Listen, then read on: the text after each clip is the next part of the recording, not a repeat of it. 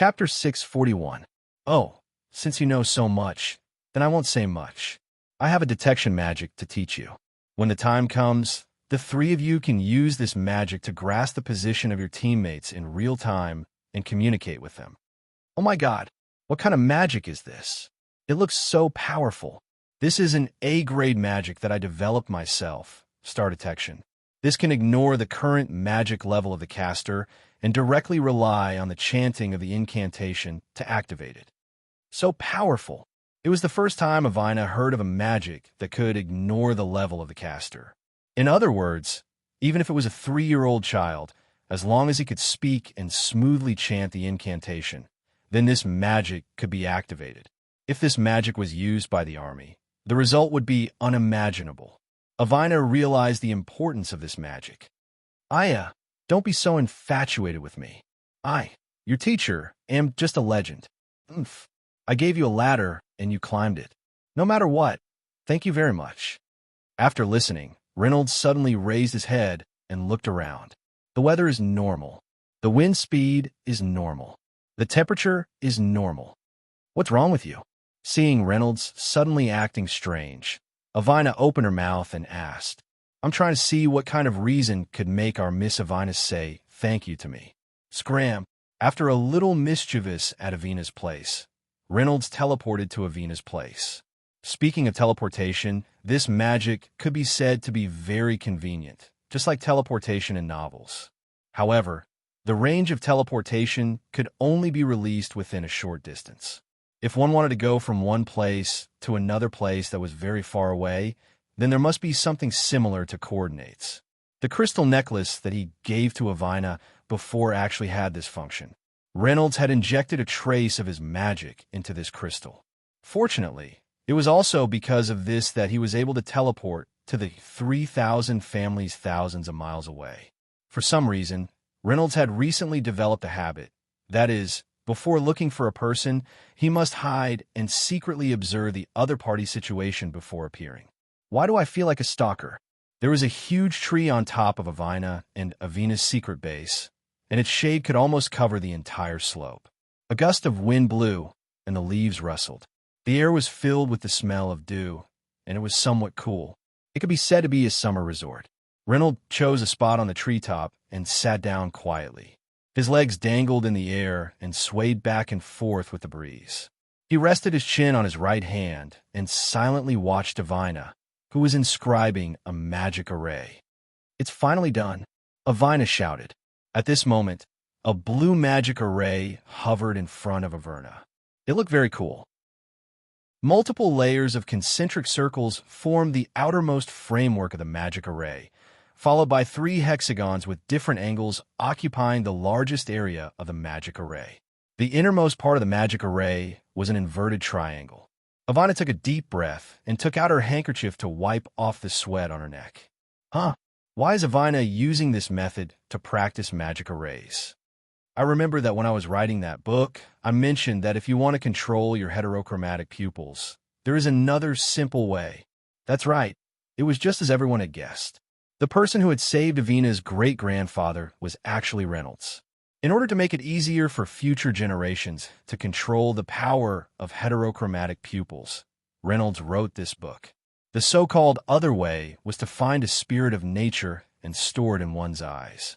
When Reynolds was writing the second way before, he was eating and writing at the same time. He had no idea that the gummy candy he ate had completely covered the 2 pages. If one didn't pay attention, they might have missed it. After all, the book was so poorly written that no one would find it strange. Oh, it's starting. Avina took a deep breath and adjusted herself to the best state again. Move. The blue magic array gradually shrank until it was the size of a pupil. It then slowly floated towards Avina's eye. In the end, the 2 joined together and made a squeaking sound. After a few seconds, the magic array had completely merged with the eye. AI Wayna opened her eyes slowly, and there was a stinging pain. I think I still need some time to get used to it. Wow. When he fully opened his eyes, the whole world suddenly felt different. Countless green fluorescent dots emerged from the trees and grass, filling the sky. The curved leaves were like boats, drifting away with the wind. Endless brown particles also emerged from the soil.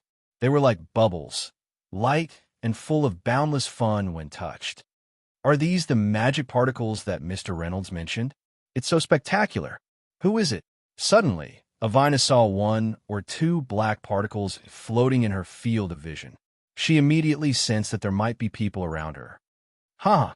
Don't be nervous. It's me, Mr. Reynolds," Avina shouted in surprise. "Little girl, you're pretty good." After merging with the magic array, Avina's originally light blue and crystal blue eyes were filled with layers. They were shining and moving. Her temperament had also improved by a lot. Oh, Avina seemed to be a little dissatisfied with being called a little girl. "Mr. Reynolds, I've grown up. I'm not a child anymore." "Haha, our Avina is already a great beauty." "Ha!" Reynolds patted Avina's head. The current Avina looked exactly like a friend of his. If he didn't pay attention, he wouldn't be able to tell who was who. Reynolds once again explained the reason for his visit. "Sigh, I've already said it 3 times today. I'm so tired. An isolated island battle? That's a little troublesome. The Cerberus School of Magic and the Bright Dragon School of Magic are very good at this kind of battle. Amazing. You can actually see the situation clearly in an instant. I'm going to teach you a spell. Listen to the incantation. The stars in the sky all belong to my palm. From 1 to 2, the world's power belongs to my eyes. Star survey. I'll remember it." Avina closed her eyes and temporarily turned off the ability provided by her heterochromatic pupils. "The stars in the sky all belong to my palm. From 1 to 2, the world's power belongs to my eyes. Star survey." She chanted the incantation that Reynolds had mentioned. Suddenly, she saw many yellow dots floating in front of her. Then, they formed a topographic map of the surrounding area. Outside the topographic map, there were 2 constantly flashing red dots. That should be the current position of Avina and Natalia. Chapter 642. So powerful. Avina also felt the power of this magic. You should familiarize yourself with this magic. If there's nothing else, I will be going back first. Oh, Avina seemed to be a little disappointed. Before leaving, Reynolds even praised Avina. "Today seems to be pretty good. Woo!" Activating the space jump magic, Reynolds' body suddenly emitted a dazzling white light and disappeared from the spot. "I'm so tired, so tired. Hurry up and finish eating and sleep." Originally, he thought that today's trip was already over, but he didn't expect that just as he returned to his room, another accident happened. At this moment, Reynolds saw that the corner of Avina's mouth was slightly curved upwards. "Ha, Reynolds, you actually still don't trust your own student." "Pa." Reynolds suddenly gave himself a fierce slap. This was his own punishment for not trusting his student. "Huh." Avina held onto Katerina with her right hand and rushed towards the dark, demonic person. Although the other party's appearance was very oppressive, to the point that Avina was somewhat unable to breathe, her footsteps still did not stop. The dark, demonic person felt a surge of not ordinary magic rushing towards its direction. Immediately, it glanced at the direction where Avina was and brandished its spear. Walala! Another red flame rushed over and blew up a hole in the road in front of Avina. Fortunately, she dodged quickly just now, otherwise she would definitely have been heavily injured. The explosion of the flame caused the dark demonic person to lose sight of Avina. Rushing up like this definitely won't work. There must be a way. Avina's brain was working very quickly, and she finally thought of a way. Avina adjusted the light emitted by the celestial wings to the lowest, then turned around and descended, no longer using the method of flying to advance. She jumped onto the crown of the nearest tree and used the luxuriant branches and leaves to hide her figure. Swoosh, swoosh, swoosh. Avina jumped from tree to tree at a speed that was hard to catch with the naked eye. Smart. This way, the enemy will be in the light while we are in the dark. The dark demonic man stood in place, looking everywhere for that mana, but he couldn't find it after it entered the forest. Hey! Suddenly, Avina jumped out from a tree in front of the dark devil. Her celestial wings instantly blossomed with the greatest amount of light. Ah, the dark demon shouted as if he was dazzled. At this moment, he was rubbing his eyes with his left hand. Take this. Avina used the heavenly wings to arrive at the dark demon's abdomen. She raised Katerina high above her head and chopped down with both hands. Katerina cut through the air and let out an ear-piercing sound, leaving a half-meter-long scar on the dark demon's abdomen. Oh my God, it's so sharp. Avina was also shocked by the sharpness of Katerina's sword. She felt as if she was chopping a piece of tofu when she struck the dark demon. There wasn't the slightest bit of resistance. Roar! The dark demon roared fiercely after being hit in the abdomen. It seemed to be in great danger, but fortunately, it had already locked onto Avina's mana. No matter where Avina escaped to, it would be able to sense her position. Not good.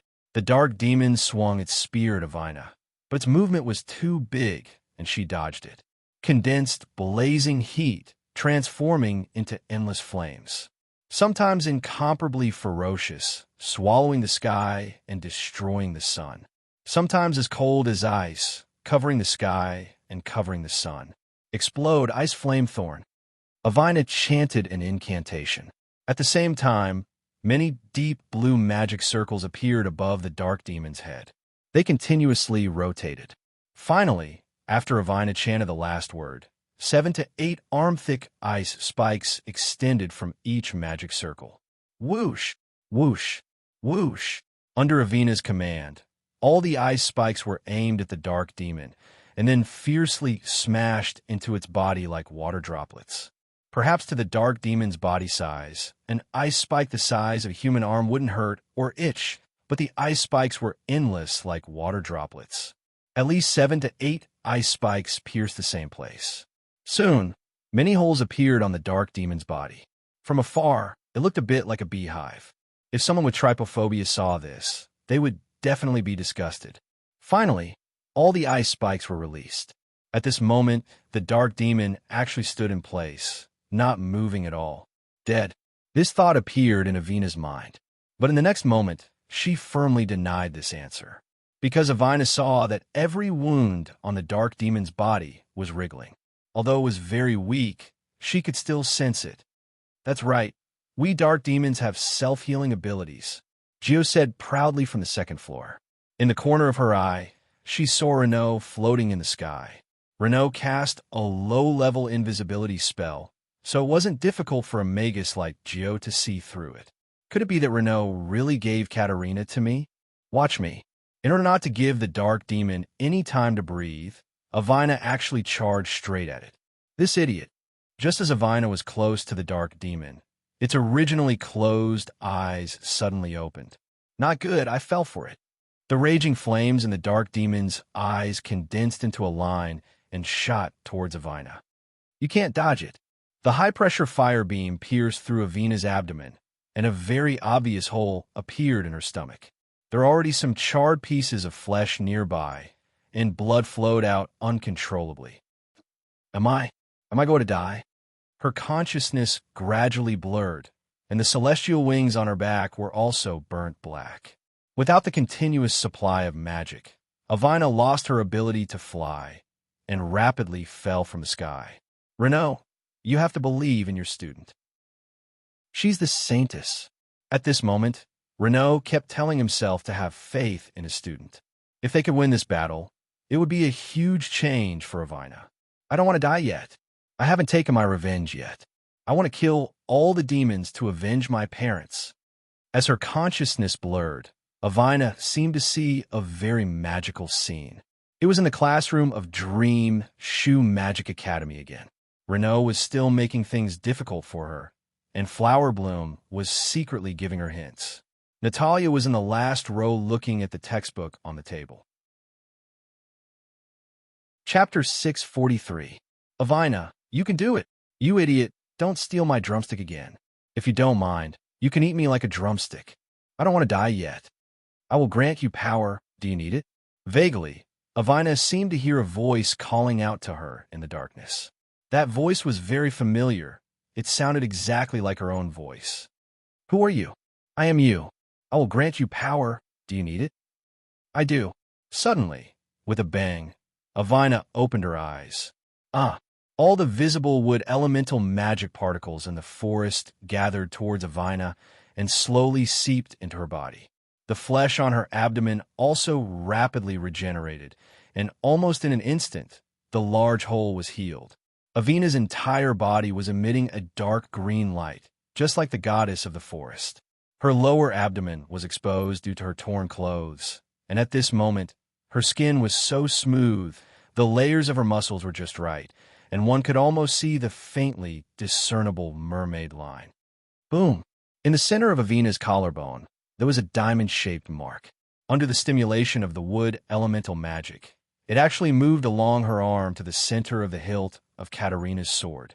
Katarina let out a violent vibration, as if it was excited about something.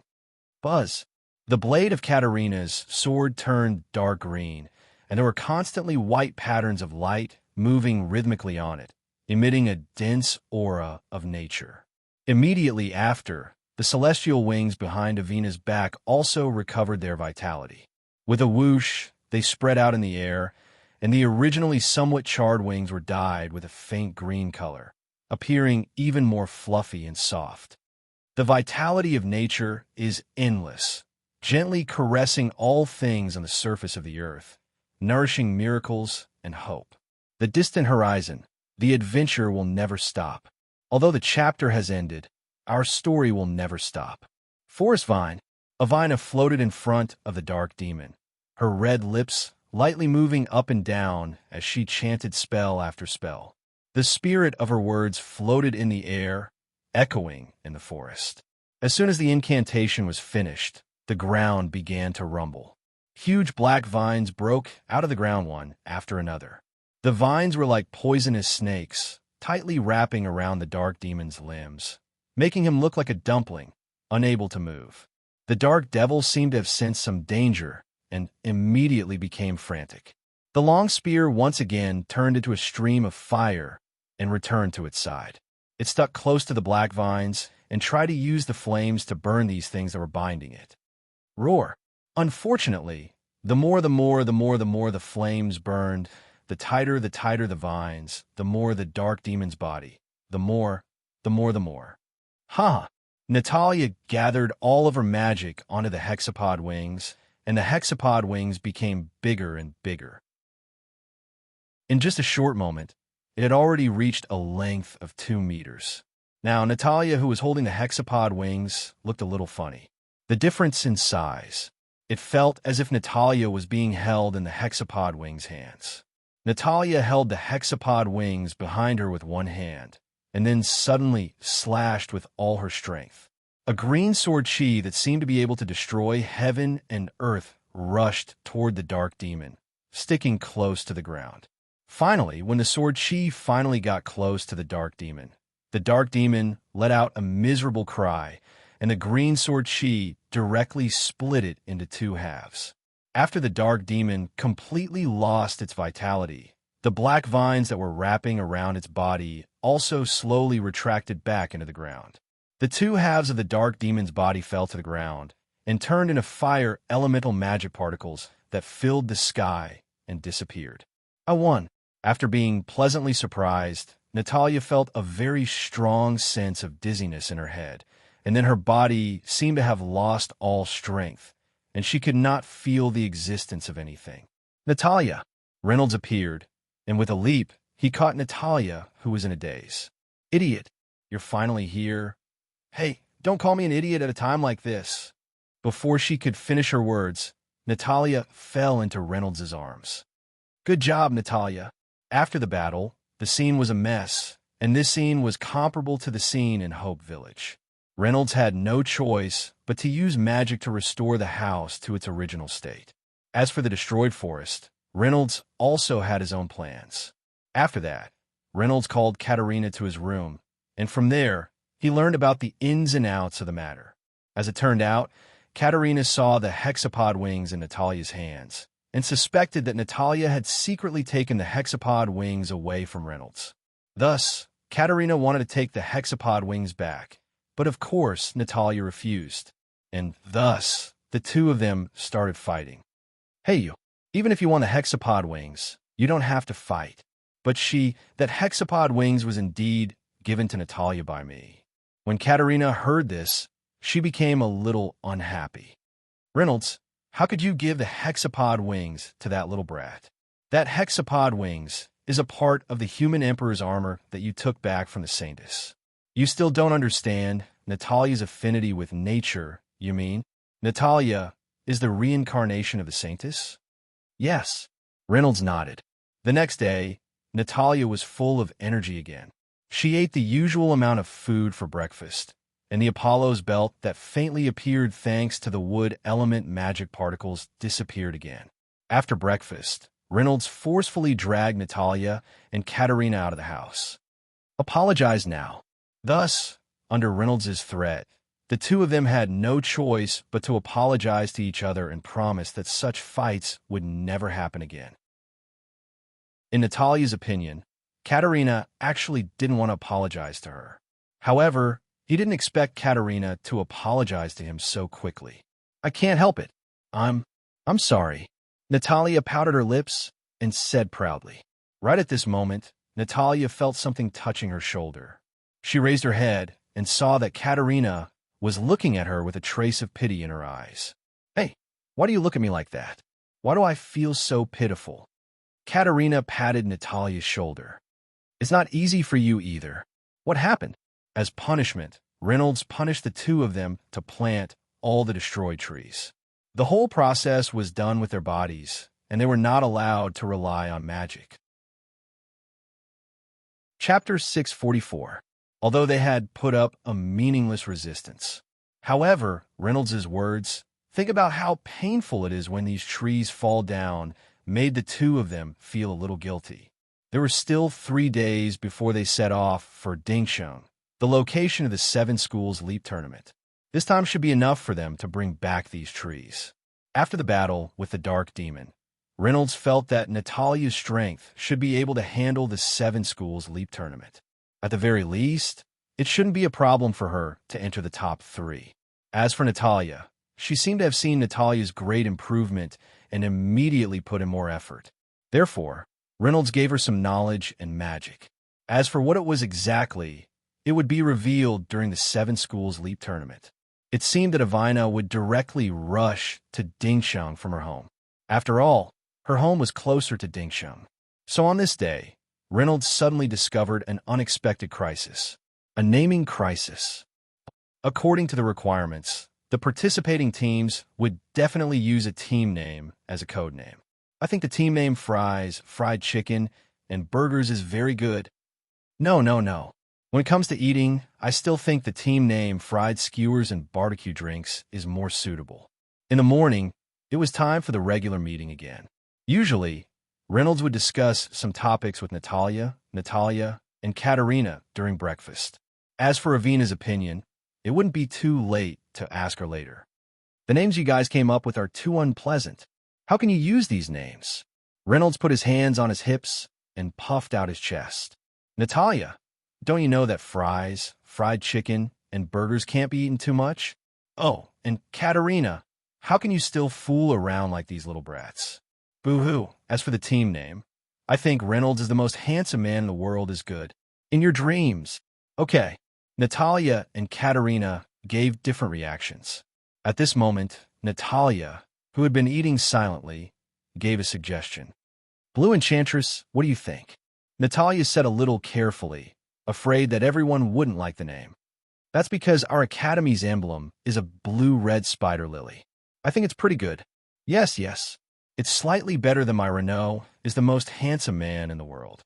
Natalia seemed to be insisting on her own unique way of thinking. No, I still think fries and fried chicken burgers sound better. If that's the case, I'll stick to my team name of Renault is the most handsome man in the world. Fried skewers and barbecue drinks sounds better. On this day, the 4 of them completely wasted their time. They didn't do anything at all. They just sat at the table and discussed the team name. After breakfast, they began to discuss and argue. When they came back to their senses, it was time for lunch. Then, they argued again. When they came back to their senses again, it was already nighttime. Later, he asked Avina about it. Over there, a new team name popped up. It was called Lovelorn Girls. Later on, the five of them took two words from the team name that they came up with. Reynolds. Natalia, French fries. Natalia, enchantress. Katerina, drinks. Avina, love. Thus, it became Blue Renault loves enchantress who drinks drinks and eats French fries. Hey, what the hell is this? How did I become the subject? How about enchantress who drinks drinks and eats French fries, loves Blue Renault? Hey, why do I have to hate Blue Renault? And can't you change the attribution for enchantress? Enchantress who loves to eat must be a fat woman. All right? You have too many requests. Be careful, the author might write you to death. Sorry. Just like that, the team name of Dream Shoe Magic Academy was decided. The last hope. Time passed like flowing water. Soon, Renault and his team arrived. It was time to set off for Dingxing. Many things had happened during this period. The tragedy in Siwung Village, the big spider incident, Natalia's parents beside the underground stone door. This house built by Renault really bore the burden of the recent memories. Everyone struggled together and encountered some unforgettable things here. Suddenly, they said they were going to leave here. It was really a little, so happy. Finally, we can go. The food here is really disgusting. Natalia stretched and complained. It's good enough to have these things to eat. Otherwise, give me back all my drumsticks. I'll spit it out for you. Do you want it? After a whole night of packing, everyone had already packed their luggage. According to the original plan, the carriage should have arrived at 9 a.m. this morning. However, for some reason, the carriage did not come. This abominable coachman, how dare he ask me for 2 extra copper coins? Maybe Renault and the coachman had a bad talk. Helplessly, they could only find another way to get to Dingcheng City. What? Let's go to Dingcheng City. Avina roared. Yes. Teacher, I think this method is a little, Natalia said weakly. But it's very tiring for me to jump to Dingcheng City with so many people. Renault said a little unwillingly. At this moment, Natalia had an idea. She rolled her eyes and said, Alas, it seems that we have to wait for a long time before we can eat the delicious food in Dingcheng. As she said that, Natalia narrowed her eyes and glanced at Renault to see his reaction. Phew. Renault's ears twitched. Obviously, he had a change of heart after hearing what Natalia said. Delicious food? Tiring? That's a problem. Since that's the case, I roughly calculated the time just now. Renault changed the topic. If we walk there, it'll be difficult for us to arrive on the stipulated date. At that time, there will be a lot of trouble again. So, I'd better teleport with you. I got it. Just when Renault was about to put everyone's luggage into his black disc, Natalia suddenly said something. Teacher Renault, let me do it. At first, Renault didn't understand what had happened. Suddenly, he saw the luggage in his hand and suddenly understood. Yes, Renault took back the black disc that he had summoned. Black is the beginning of all things, and it's also the name of ether. The night sky is black, and it wraps the universe. The human heart is black, and no one knows where it is. All the places where the sun can't find are dark. Black hole. Chapter 645. As Natalia finished her incantation, a black circle the size of a palm appeared in her palm and slowly grew to the size of a human head. The edges of the circle were a little illusory and even kept shrinking. It seemed that this was the limit of what Natalia could do. Reynolds didn't say much and put all their luggage in while Natalia was struggling to hold on. There weren't any big things, only some clothes that were necessary for cultivation and travel. 4 large items like beds and other inconvenient items. Reynolds would just create them out of the blue. When everyone was ready, they said goodbye to the wooden house that they had lived in for a while. Space jump. They disappeared on the spot. They had a vague premonition that this house built in the forest would come in handy in the future. Forget it. Let's not think about it. Let's go. Let's start our 7 schools jump.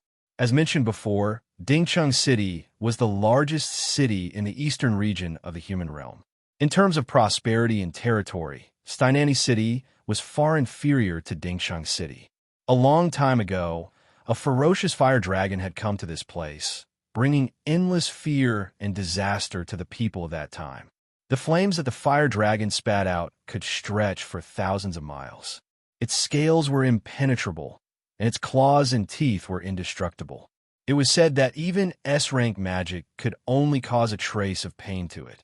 The crops couldn't grow in the high temperature, and the Lord's rescue signal never received any response. At that time, it was the peak of the battle between the human race and the demon race. The king also ordered many soldiers to leave this place. The people lived in vain, and only a few old people stayed to wait for Azrael's arrival. Just when they thought they had been abandoned by the heavens, a brave warrior with a holy sword and platinum-colored armor stood up. She fought with the fire dragon for more than 10 days. Finally, with her strong willpower, she killed the fire dragon and brought hope to the people. After the fire dragon died, the remaining Dragon Ball in its body was taken away by the Lord and used its energy to rebuild Dingxing. It was precisely because of this that the city was named after the word E formed by the four. Later, the city continued to grow stronger and stronger, and finally developed into the largest city in the eastern region of Jeto. Somewhere in the city, bang! A white magic array appeared on the shabby bluestone brick. Then, one after another, people came out from inside. We're here already. I didn't have any exciting experiences. Hey, do you think this is a roller coaster? This group of people was, of course, Reynolds and his men who had jumped over from the forest. At this time, Reynolds had once again turned into a robust, middle-aged uncle. After all, this city had gathered human experts from all walks of life. Just in case, Reynolds added an even stronger barrier to Katarina and his own demon identity. No one could discover them, not even a Grand Magus. The preset location of the space jump was a very inconspicuous alley. There was no one here, so naturally, there would not be a commotion caused by the sudden appearance of 4 people and 1 rabbit. In fact, Avina had already arrived at Dingchang the day before. She had asked Avina to mark this place so that it would be convenient for her to jump here directly. Long time no see, everyone. Yo, Avina, long time no see. Did you miss me? Turning around, there was a super beautiful girl with short dark purple hair, Avina, standing there. Natalia felt that Avina was a little different from usual, but she couldn't put her finger on it. After a while, she combined it with the word cultivation to get the final answer. Avina, your eyes. Reynolds had given Avina a spell to hide her heterochromatic pupils. Through this spell, Avina could perfectly hide the color of her eyes. At this time, without the support of her heterochromatic pupils, Avina's eyes had turned into a faint gray color. He had lost his usual inviolable aura and was more approachable. It was also very pleasing to the eye. It's all thanks to Mr. Reynolds. Avina stuck out her tongue and said naughtily. Reynolds looked at everyone and found that Natalia also felt a little different from half a month ago. At the same time, there was an indescribable feeling. He felt that she was a lot more noble than before. As for Natalia, she seemed to be more cheerful. It was probably because she had become more familiar with everyone in the past half a month and treated everyone as her friends or even family. In terms of strength, Avina could also see that Natalia's magical power had increased by more than 1 level through her heterochromatic pupils. Natalia was a trustworthy teammate. Well, because of the delicious food and laziness every day, you gain a lot of weight. Reynolds had turned into a middle-aged tree. Other than that, he didn't change much. Avina saw Katarina standing next to Reynolds. Wow, such a beautiful figure, such a beautiful face. Red hair and red eyes. Avina suddenly felt the pressure of competition. Hello, my name is Katarina. I'm Reynolds' younger sister. Oh, so she's his younger sister. That's good. No one knew what Avina was thinking. Hello, my name is Avina. I'm Reynolds' student. Humph, I don't care. You have to give me the thing in your hand today. Dream on. This is something Reynolds gave me. Why do you have to take it back? What? Devil. Reynolds would never do such a stupid thing. Get back to me. The location that Reynolds set for his space jump was in his room. Just as he returned to his room, there were noises coming from upstairs. When Reynolds used magic to build this house, he specifically considered the function of soundproofing. Normally, normal noises wouldn't be able to reach Reynolds' room. Of course, this was prepared for a good night's sleep. How could he fall asleep if it was too noisy, especially when Natalia, who he didn't know why she was always so energetic, was here? Hey, can you guys be quieter? I was just about to fall asleep. Reynolds helplessly rubbed his hair as he walked up the stairs to the second floor. But suddenly, at the corner of the stairs, a white object flew over. Creak. Chapter 646. The shiny white thing flew over at an unbelievable speed. Reynolds happened to catch up with the blinking process, so he didn't notice anything flying over. Bang! With a thud, the thing rolled down to the first floor with Reynolds. Ouch, ouch, ouch! Reynolds grabbed the thing that was stuck to his face and lifted it in the air with his right hand. It was caused by Albai. Just as Reynolds was about to get angry, Albai hurriedly interrupted. You, Reynolds, hurry up. Natalia and Gio are fighting. What? Reynolds quickly ran to the second floor and saw that the two of them had already fought for a few rounds. The books on the bookshelves didn't escape the destruction of Gio's fire magic. Even the walls had a few terrifying scratches. It was impossible for Iwina to win against Gio. Even with Iwina's help, Natalia was only a magic trainee in terms of magic power. Gio, on the other hand, was a demon sent by Reynolds as a spy in the human world. Her strength couldn't be weak. She had already reached the rank of Archmage. Reynolds looked at the situation. Iwina was holding Iwina with both hands and facing Gio. Beads of sweat dripped down her forehead. There were a few small scratches on her clothes, but she wasn't injured. Although Reynolds didn't know why the two of them suddenly started fighting, he understood Gio's words very well.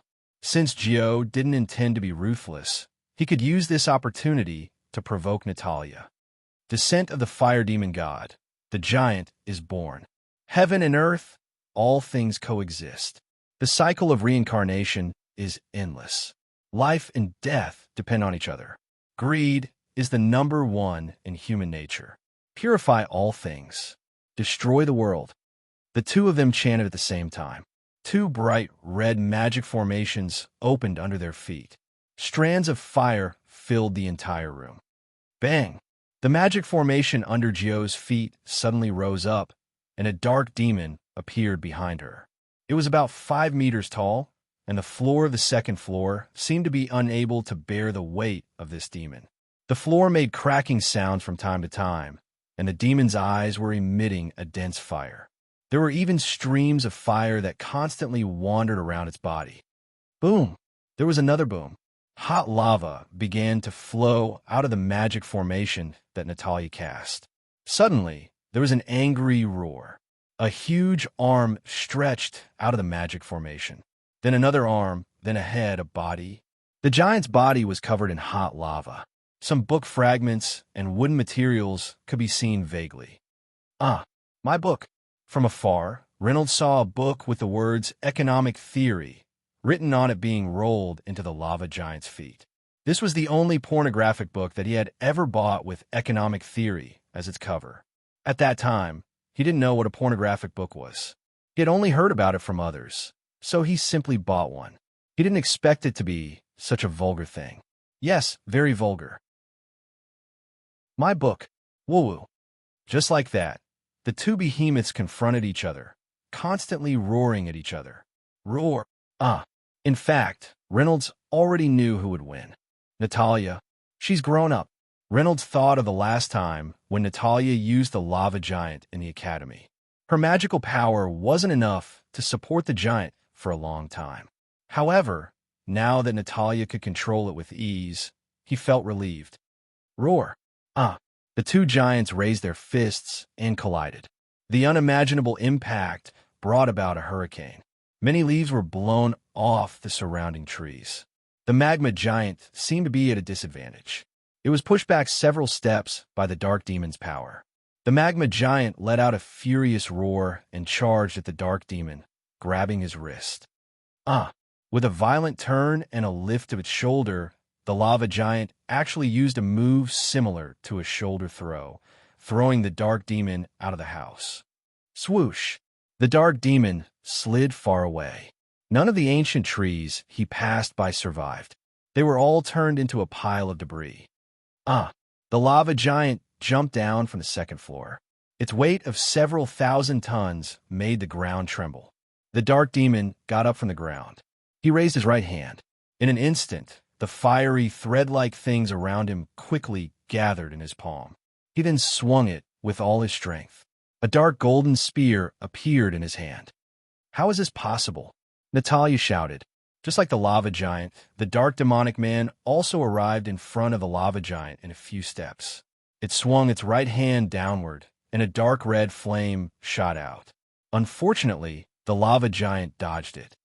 Now, at this moment, the dark demon struck the lava giant's abdomen with his left hand. Suddenly, the lava giant seemed to be stuck for a moment. This was because the core of its magic array had been hit, causing it to temporarily short-circuit. "It's over." The dark demonkin swung its spear, spinning it 360 degrees in the air before stabbing it into the lava giant's chest. The lava giant's core magic array shattered, and the lava giant transformed into fire-type mana particles that dissipated into the air. "How is it? Hurry up and hand over Avina. Dream on. It's not over yet." Although the lava giant had been defeated, this didn't mean that Natalia had lost. Fluttering silver feathers, entrusted with the thoughts of the heart. There will always be people who seek the other side of the dream. Spread your wings, wings of heaven. Natalia kept moving on the second floor while chanting the spell, Wings of Heaven. Whoosh! The wings of heaven spread out behind Natalia. Countless white feathers fluttered in the air. It was as if an angel had descended.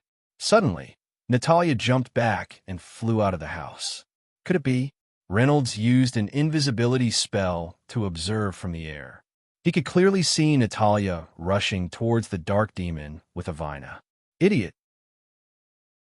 Natalia knew very well that as long as she could defeat the dark demonic summoner, she would win without a fight. However, her pride would not allow such a thing to happen. Natalia, who had always been arrogant, had tasted the taste of defeat ever since she met Reynolds. Chapter 647. The dark demonic person was a creature that Avina summoned using magic, but the dark demonic person was not under Avina's control. In other words, even if Avina wanted to go easy on the dark demonic person, she would not be able to do so. Interesting. Let me see just how strong your self-esteem is, Avina said with an evil smile on her face. Right now, Reynolds already had the intention to make a move. Magic does not open one's eyes. What if the dark demonic person injures Natalia? That spear has the effect of absorbing life force. However, just when Reynolds was in a dilemma, he saw the determination in Natalia's eyes. Natalia's light orange eyes were actually shining so brightly at this moment. She's smiling. Reynolds suddenly slapped himself. At this moment, Reynolds saw Natalia's lips curling upwards. Reynolds, you actually still do not trust your own student. Reynolds suddenly slapped himself fiercely. This was his own punishment for not trusting his student. Natalia held on to Avina with her right hand and quickly rushed towards the dark demonic person. Although the dark demonic person's appearance was very oppressive, to the point that Natalia was somewhat unable to breathe, her footsteps still did not stop. The dark demonic person sensed an extraordinary magic power rushing towards its direction. Immediately, it glanced sideways and shot a spear towards Natalia's direction. Walala! Another red flame rushed over, blasting a hole in the path in front of Natalia. Fortunately, she dodged quickly just now, otherwise she would definitely be heavily injured right now. The explosion of the flame caused the dark demonic person to lose sight of Natalia. Rushing up like this is definitely not going to work. There must be a way. Natalia's brain was working very quickly, and she finally thought of a way. Natalia adjusted the light emitted by the celestial wings to the lowest, then turned around and descended, no longer using the method of flying to advance. She jumped onto the crown of the nearest tree, using the luxuriant branches and leaves to conceal her figure. Swoosh, swoosh, swoosh. Natalia jumped from tree to tree at a speed that was hard to catch with the naked eye. Smart. This way, the enemy will be in the light while we are in the dark. The dark demonic man stood in place, looking everywhere for that mana, but he couldn't find it after it entered the forest. Hey! Suddenly, Natalia jumped out from a tree right in front of the dark demons, her celestial wings blossoming with their greatest radiance. Ah, the dark demon shouted as if he was dazzled. At this moment, he was rubbing his eyes with his left hand. Take this. Natalia used the celestial wings to arrive at the dark demon's abdomen. She raised Avina high above her head and chopped down with both hands. Avina cut through the air with an ear-piercing sound, leaving a half-meter-long scar on the dark demon's abdomen. Heavens, it's actually so sharp. Natalia was also shocked by Avina's sharpness. When she chopped at the dark demon, it felt as if she was chopping at a piece of tofu. There was no resistance at all. Roar! The dark demon roared fiercely after being hit in the abdomen. It seemed to be in great danger, but fortunately, it had already locked onto Natalia's mana. No matter where Natalia escaped to, it would be able to sense her position. Not good. The dark demon swung its spear at Natalia, but the movement was too big, and she dodged it. Condensed, blazing heat, transforming into endless flames. Sometimes incomparably ferocious, swallowing the sky and destroying the sun. Sometimes as cold as ice, covering the sky and covering the sun. Explode, ice flames spike. Natalia chanted an incantation. At the same time, many dark blue magic circles appeared above the dark demon's head. They kept spinning, and finally, after Natalia finished chanting the last word, 7 to 8 arm-thick ice spikes extended from each magic circle. Whoosh, whoosh, whoosh. Under Natalia's command, all the ice spikes were aimed at the dark demon, and then they fiercely smashed into its body like water droplets. Perhaps an icicle the size of a human arm wouldn't hurt or itch due to the size of a dark demon, but the number of icicles was endless like water droplets. At least 7 or 8 icicles pierced the same spot. Soon, many holes appeared on the dark demon's body. From afar, it looked a bit like a beehive. If someone with trypophobia saw this, they would definitely be disgusted.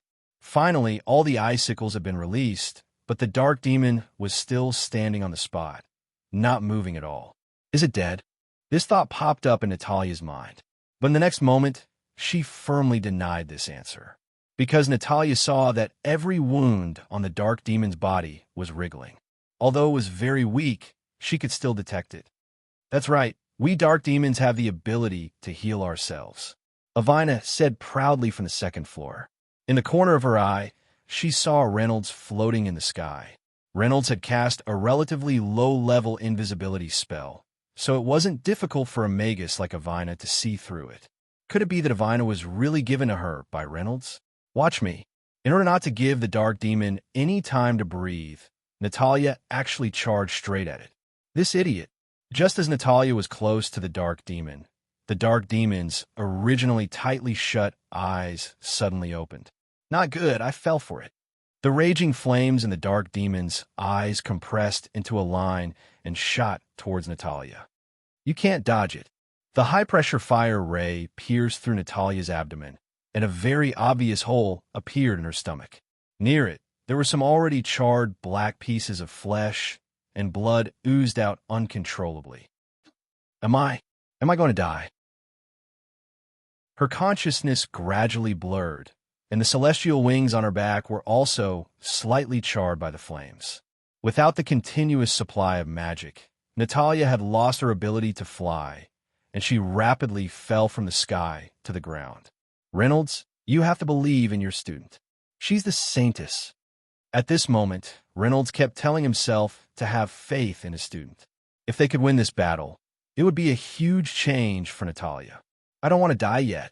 I haven't taken my revenge yet. I want to kill all the demons to avenge my parents. I haven't eaten all the food in the world yet. In her hazy consciousness, Natalia seemed to have seen a very magical scene. It was once again in the classroom of Dream Shoe Magic Academy. Reynolds was still making things difficult for her. Avina was secretly giving her hints, and Natalia was sitting in the last row looking at the textbook on the table. Chapter 648. Vaguely, Natalia seemed to hear a voice calling out to her in the darkness. The voice was very familiar and sounded exactly like her own voice. "Who are you?" "I am you. I grant you power. Do you need it?" "I do." Suddenly, with a bang, Natalia opened her eyes. All the visible wood elemental magic particles in the forest gathered towards Natalia and slowly seeped into her body. The flesh on her abdomen also rapidly regenerated, and almost in an instant, the big hole was healed.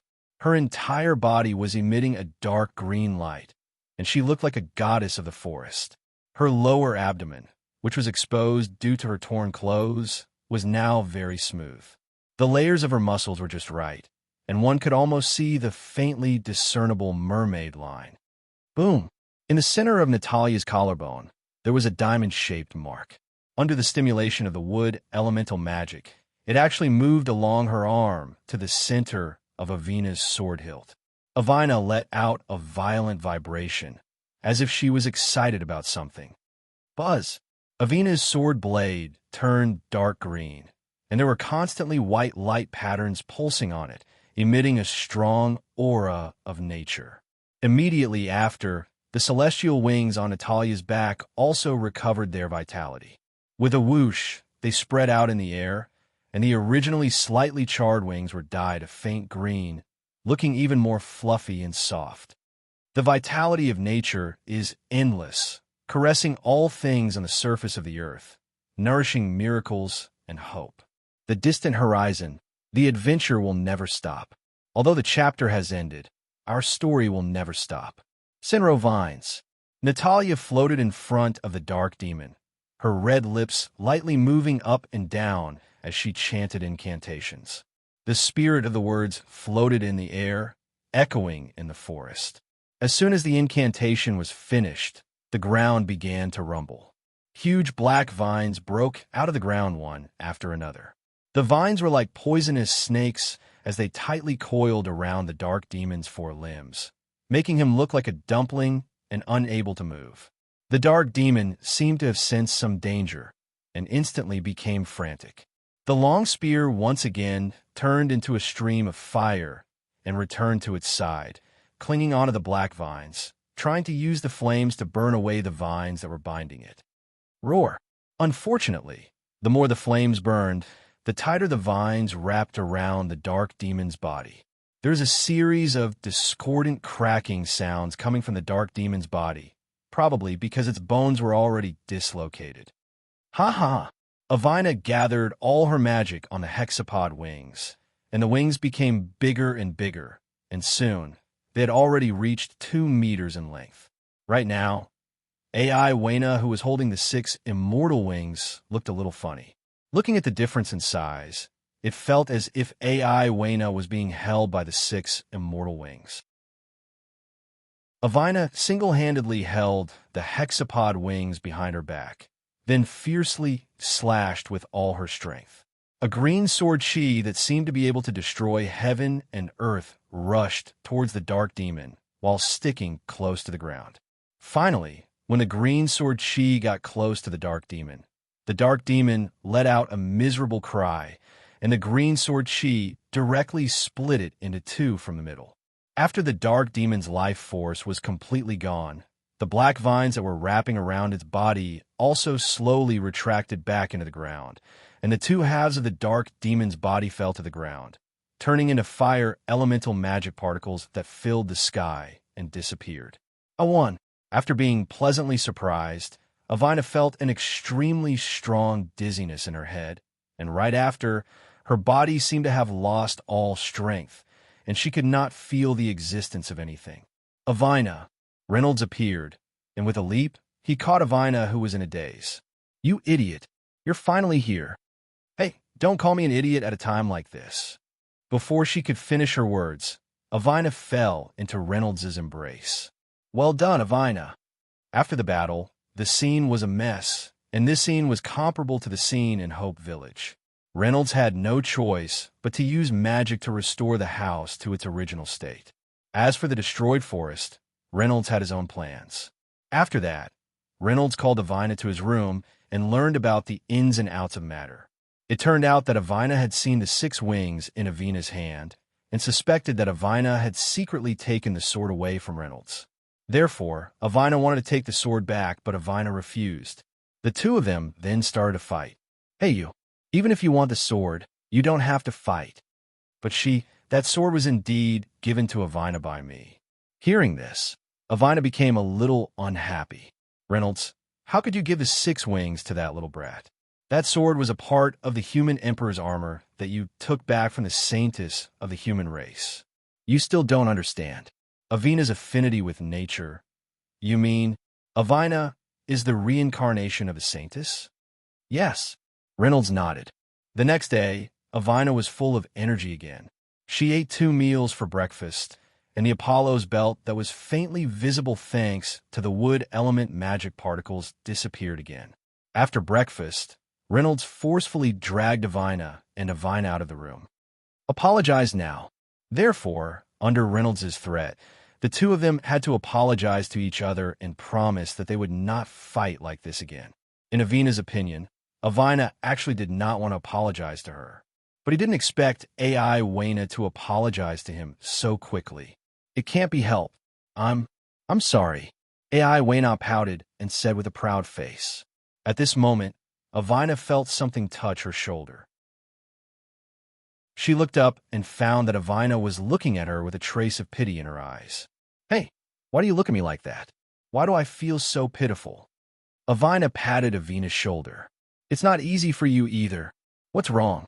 As a punishment, Reynolds punished the two of them to replant all the destroyed trees. They had to do it with their bodies and were not allowed to rely on magic power, although they had put up a meaningless resistance. Reynolds's words, "Think about how painful it was when these trees fell down," made the two of them feel a trace of guilt. There were still 3 days before they set off for Dingcheng, the location of the 7 schools competition. It should be enough time for them to replant these trees. Chapter 649. After the battle with the Dark Demon, Reynolds felt that Avina's strength should be able to deal with the 7-school leap.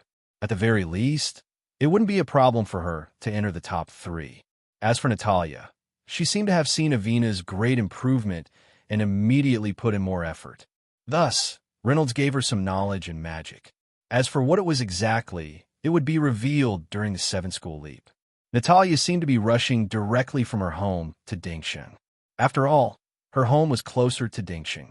Thus, on this day, Reynolds suddenly discovered an unexpected crisis. A naming crisis. According to the requirements, the participating teams would definitely use a team name as a code name. I think the team name Fries, Fried Chicken and Burgers is very good. No. When it comes to eating, I still think fried skewers and barbecue drinks is more suitable. In the morning, it was time for the regular meeting again. Usually, Reynolds would discuss some topics with Avina, Natalia, and Avina during breakfast. As for Natalia's opinion, it wouldn't be too late to ask her later. "The names you guys came up with are too unpleasant. How can you use these names?" Reynolds put his hands on his hips and puffed out his chest. "Avina, don't you know that fries, fried chicken, and burgers are not to be eaten too much? Oh, and Avina, how can you still fool around like these little brats?" "Boo-hoo. As for the team name, I think Reynolds is the most handsome man in the world is good. In your dreams." Okay. Avina and Avina gave different reactions. At this moment, Natalia, who had been eating silently, gave a suggestion. "Blue Enchantress, what do you think?" Natalia said carefully, afraid that everyone wouldn't like the name. "Because our school's logo is a blue spider lily. I think this is pretty good. Yes, it's slightly better than my Reynolds is the most handsome man in the world." Avina seemed to still insist on her unique way of thinking. "No, I still think fries and fried chicken burger sounds better. If that's the case, I'll stick to my team name of Renault is the most handsome man in the world. Fried skewers and barbecue drinks sounds better." On this day, The four of them completely wasted their time. They didn't do anything at all. They just sat at the table and discussed the team name. After breakfast, they began to discuss and argue. When they came back to their senses, it was time for lunch. Then, they argued again. When they came back to their senses again, it was already nighttime. Later, he asked Natalia about it. Over there, a new team name popped up. It was called Lovelorn Girls. Later on, the five of them took 2 words from the team name that they came up with. So it became Blue Reynolds loves the little temptress who drinks and eats fries. Hey, what the hell is this? How did I become the subject? How about the little temptress who drinks and eats fries loves the Blue Reynolds? Hey, why do I have to hate the blue color? And can't you change the attribution for the little temptress? The little temptress who likes to eat must be a fat woman. All right? You have too many requests. Be careful. The author might write you to death. I'm sorry. Just like this, the team name of Dream Shoe Magic Academy was taken down. The last hope. Time passed like flowing water. Soon, Renaud and his team arrived. It was time to set off for Dingxing. During this period of time, a lot of things had happened. The tragedy in Cheyenne Village, the big spider incident, Alice's parents beside the underground stone door. This house built by Renaud really bore the burden of the recent memories. Everyone struggled together here and encountered some unforgettable things. Suddenly, they said that they were going to leave here. It was really a little, so happy. Finally, we can go. The food here is really disgusting. Tizia stretched her body and complained. It's good enough to have these things to eat. Otherwise, give me back all my drumsticks. I'll spit it out for you. Do you want it? After a night of tidying up, everyone had already packed their luggage. According to the original plan, the carriage should have arrived at 9 a.m. today. However, for some reason, the carriage did not come. How dare this hateful coachman ask me for 2 extra copper coins? Perhaps Renaud and the coachman had a falling out. Helplessly, they could only find another way to get to Dingxing. What? Let's go to Dingxing. Avina roared. Yes. Teacher, I think this method is indeed a little, Alice said weakly. But it's very tiring for me to bring so many people to Dingxing. Renaud said a little unwillingly. At this moment, Tizia had an idea. She rolled her eyes and said, Sigh, it seems that we have to wait for a long time before we can eat the delicious food in Dingxing. As she said that, Tizia squinted her eyes and glanced at Renaud to see his reaction. Phew. Renaud's ears twitched. Obviously, he was shaken after hearing Tizia's words. Food? Tiring? That's a problem. In that case, I've roughly calculated the time just now. Renaud changed the topic. If we walk there, it's probably difficult to arrive on the stipulated date. At that time, there should be a lot of trouble. So, let me teleport there with you. I got my way. Just when Renaud was about to put everyone's luggage into his black disc, Alice suddenly said something. Teacher Renaud, let me do it. Renaud didn't understand what was going on at first. Suddenly, he saw the luggage in his hand and suddenly understood. Yes. Renaud took back the summoned black disc. Black is the beginning of all things and also the name of ether. The night sky is black and it wraps the universe. The human heart is black and no one knows where it is. All the places where the sun can't find are dark. Black hole. As Alice finished chanting the spell, a black circle the size of a palm appeared in her palm, and then slowly became the size of a human head. The edge of the circle was a little illusory, and it was even shrinking constantly. It seemed that this was the limit of what Alice could perform. Renaud didn't say much. While Alice was struggling to hold on, he put all the luggage in. Chapter 650. There weren't any big items, only some clothes that were necessary for traveling and cultivation. 4 large items like beds and other inconvenient items. Reynolds would just create them out of the blue. When everyone was ready, they said goodbye to the small wooden house that they had lived in for a while. Space jump. They disappeared. He had a vague premonition that this house built in the forest would come in handy in the future. Forget it. Let's not think about it. Let's go. Let's start our 7 schools jump. As mentioned before, Dingxing City was the largest city in the eastern region of the human realm. In terms of prosperity and territory, it was far more prosperous than Stygiani. A long time ago, a ferocious fire dragon came to this place and brought endless fear and disaster to the people at that time. The flames that the fire dragon spat out could stretch for thousands of miles. Its scales were invulnerable, and its claws and teeth were indestructible. It was said that even S-level magic could only cause a little pain. The crops couldn't grow in the high temperature, and the Lord never received any response to the rescue signal that he sent out. At that time, it was the peak of the battle between the human race and the demon race. The king also ordered many soldiers to leave this place. The people lived in vain, and only a few old people stayed, waiting for Azrael's arrival. Just when they thought they had been abandoned by the heavens, a brave warrior with a holy sword and platinum-colored armor stood up. She fought with the fire dragon for more than 10 days. Finally, with her strong willpower, she killed the fire dragon and brought hope to the people. After the fire dragon died, the remaining Dragon Ball in its body was taken away by the Lord, and its energy was used to rebuild Dingqing. It was because of this that the city was named after the word Yi, which was formed by 4 flames. Later, Dingqing grew stronger and stronger, and finally developed into the largest city in the eastern region. Somewhere in Dingqing, bang!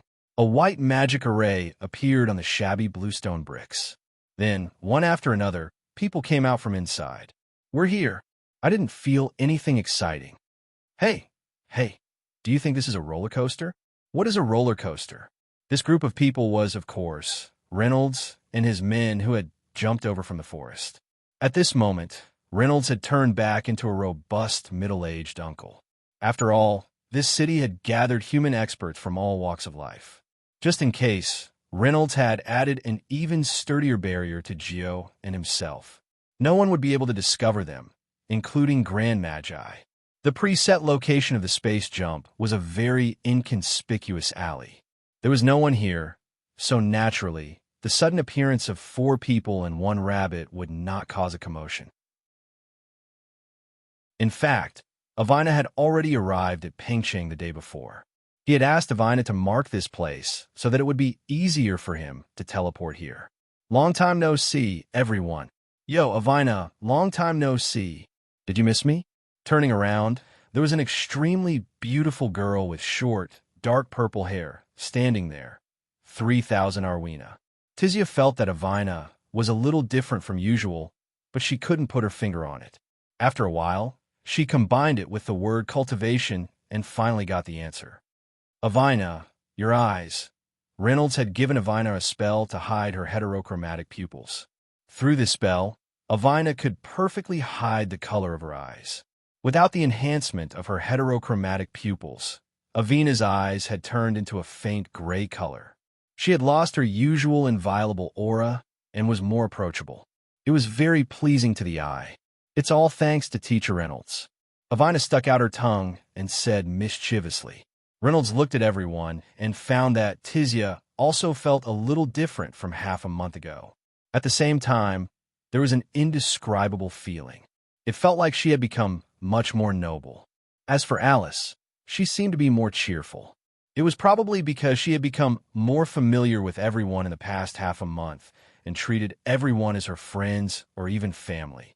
In terms of strength, Avina could also see through her heterochromatic pupils that Alice's magical power had increased by more than 1 level. She was a trustworthy teammate. Abai, got fatter because of the delicious food every day. Reynolds had turned into a middle-aged tree. Other than that, he didn't change much. Oh, this is... Avina saw Geo standing beside Reynolds. Wow, such a beautiful figure, such a beautiful face. Red hair and red eyes. Avina suddenly felt the pressure of competition. Hello, my name is Geo. I'm Reynolds' younger sister. Oh, so she's his younger sister. That's good. That's good. No one knew what Avina was thinking. Hello, my name is Avina 3000. I'm Reynolds' student. Oh, so you're Avina? I see. Geo looked at Avina from head to toe. She narrowed her eyes and glanced at Reynolds. Ha ha ha. Reynolds touched his head helplessly. He seemed to know what Geo was thinking. Then let's hurry to the registration office. If we're late, they'll be closed. When they walked out of the alley, they saw that the city wasn't as luxurious as they had imagined. In fact, it was dilapidated. The buildings were all very simple and crude. Walls could be seen everywhere in the corners. Occasionally, a gust of wind would blow over. When the wind passed through the potholes that were not designed properly, it would make some strange sounds. It sounded like a haunted place. Opposite them was a street that led directly to the bustling area. To put it bluntly, the place where Reynolds and the others were now was similar to the slums of Shang City. No matter which human city they were in, the slums were at least several times larger than the bustling areas. The number of poor people living here was more than 100 times more than the rich, but the wealth in their hands was less than 1,000th of the wealth of the upper class. What a terrible gap between the rich and the poor. Looking from afar, there weren't many people on the street. Occasionally, one or two women who were in a hurry to buy groceries would appear. They wore very thin clothes and had circles of headscarves on their heads. They walked very quickly. When they saw Reynolds and the others passing by, they immediately bowed to show their respect. After Reynolds and the others left, they stood up and walked away. Chapter 651. What are they doing? Avina asked in confusion. They're afraid of Brother Reynolds. What's going on? Avina was also a little curious. How could you rich young ladies know about all this? The people in the slums have the lowest status in the human world. Any aristocrat can take their lives at any time. Avina explained. Natalia should know about this better, right? Natalia nodded and continued. Recently, the 7-school league competition in Dingsheng has attracted many distinguished people from the eastern region to visit. They wear scarves around their heads because they're afraid of those people. After all, some of the good-looking servants in the aristocratic families were brought over from the slums. Some people with special hobbies even catch little girls to do some dirty things. That's why there are so few people on the street. Natalia's explanation made Avina a little angry. They had lived in a comfortable environment before and had never heard of such things. Even Avina didn't have such a difference in status when she was in Hope Village, let alone a noble lady like Avina. What a beast! It was the first time Reynolds had heard Avina swear. All right, you'll get used to it after seeing so many of these things. Let's hurry up and report. When they came to the city from the slums, the surrounding scenery instantly became taller. There were all kinds of tall buildings around, and the streets were densely packed like a ball of yarn. It was easy to get lost in Dingsheng. The reporting place for the 7-school league competition this time was called Gaia Competition Hall.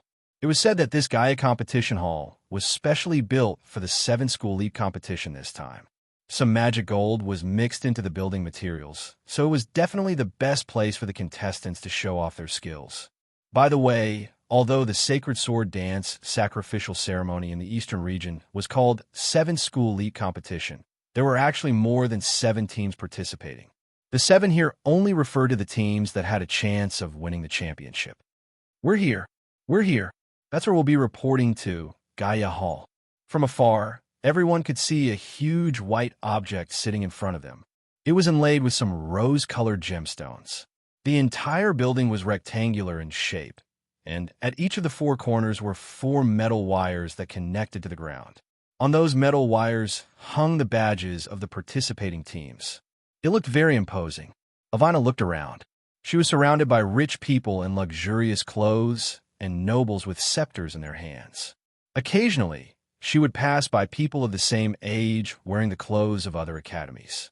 They should be the other contestants. According to the rules, people from the slums were not allowed to enter within 10,000 meters of the Gaia Hall.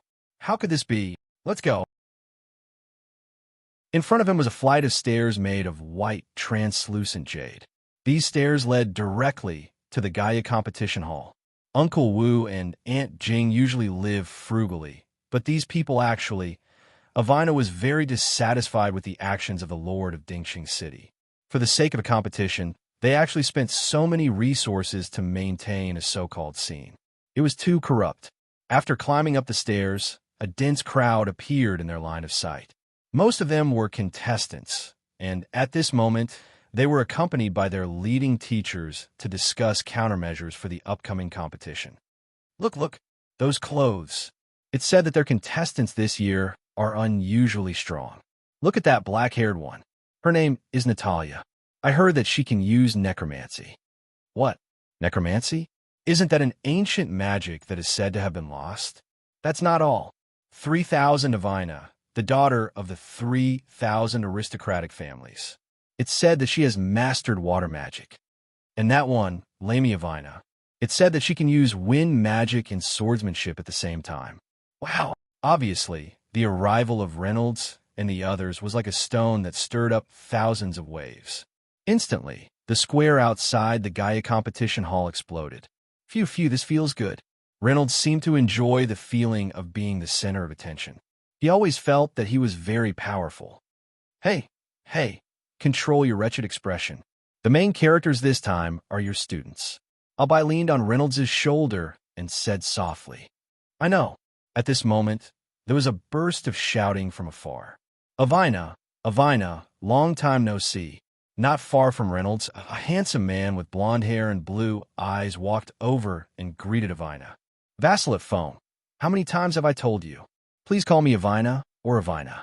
You make me sick. Oh, Avina. Don't you know how I feel about you? Please stay away from me. Don't let others have unnecessary misunderstandings. When talking about others, Avina subconsciously glanced at Reynolds. Although this movement could not be more subtle, it was still caught by this so-called vacillate phone.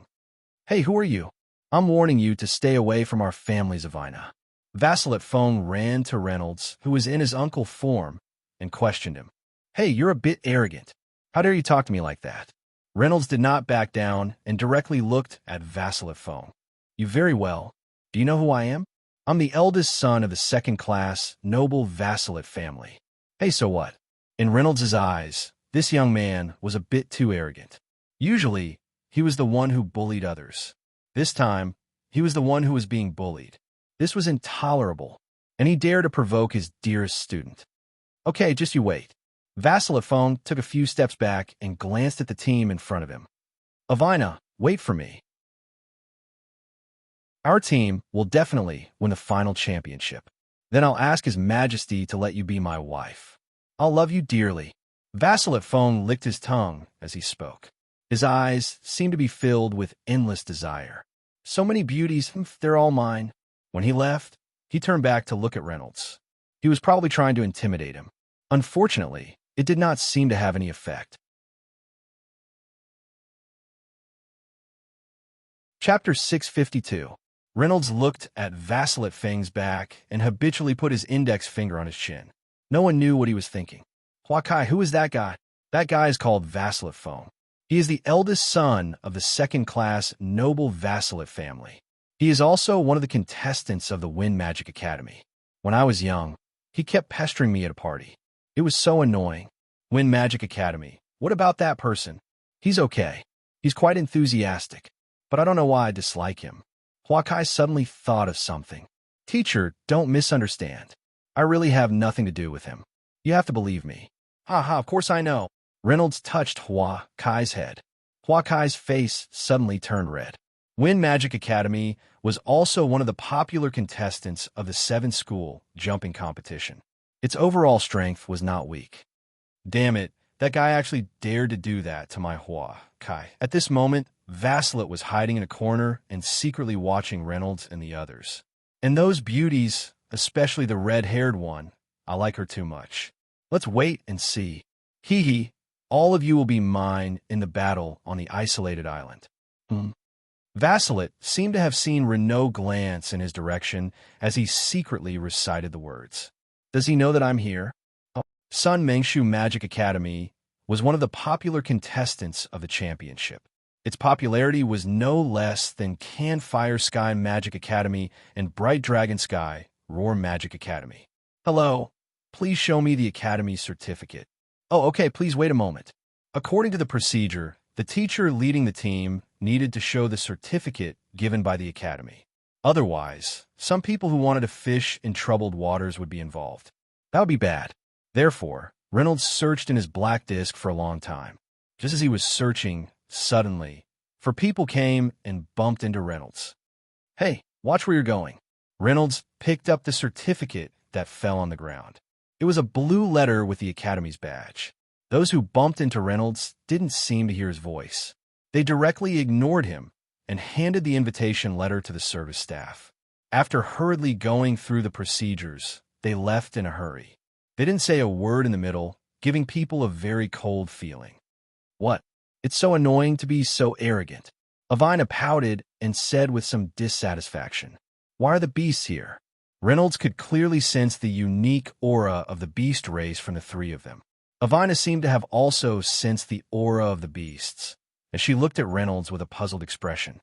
Sure. Avina understood what Reynolds meant. There were too many people here, and it was indeed not suitable to discuss such a sensitive topic. "Hi, may I ask who those people are?" "Oh, those are the contestants from Wild Motion Magic Academy." "Edong Magic Academy? I've never heard of it before."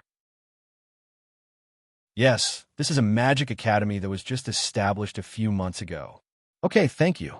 After a simple conversation with the service staff, Reynolds immediately handed the proof of the academy in his hand to the person. The service staff's attitude and work efficiency were very good. Not only did he not complain about Reynolds's continuous questioning, he even explained to him one by one. The service staff took the blue envelope from Reynolds's hand, opened it, and took out a white piece of paper. He raised his head and looked at the few people in front of him. After confirming that their appearance matched the information on the paper, he slowly said, "Hello, you're the representative team of Rymingsham Magic Academy. The transfer ceremony for the 7 schools competition will be held in the center of Gaia Hall in 7 days. At that time, all the teams will be transferred to an uninhabited island to compete for a week. The last 3 teams will be qualified to participate in the Sacred Sword Dance Festival. After that, these teams will compete for 1st, 2nd, and 3rd place in Gaia Hall.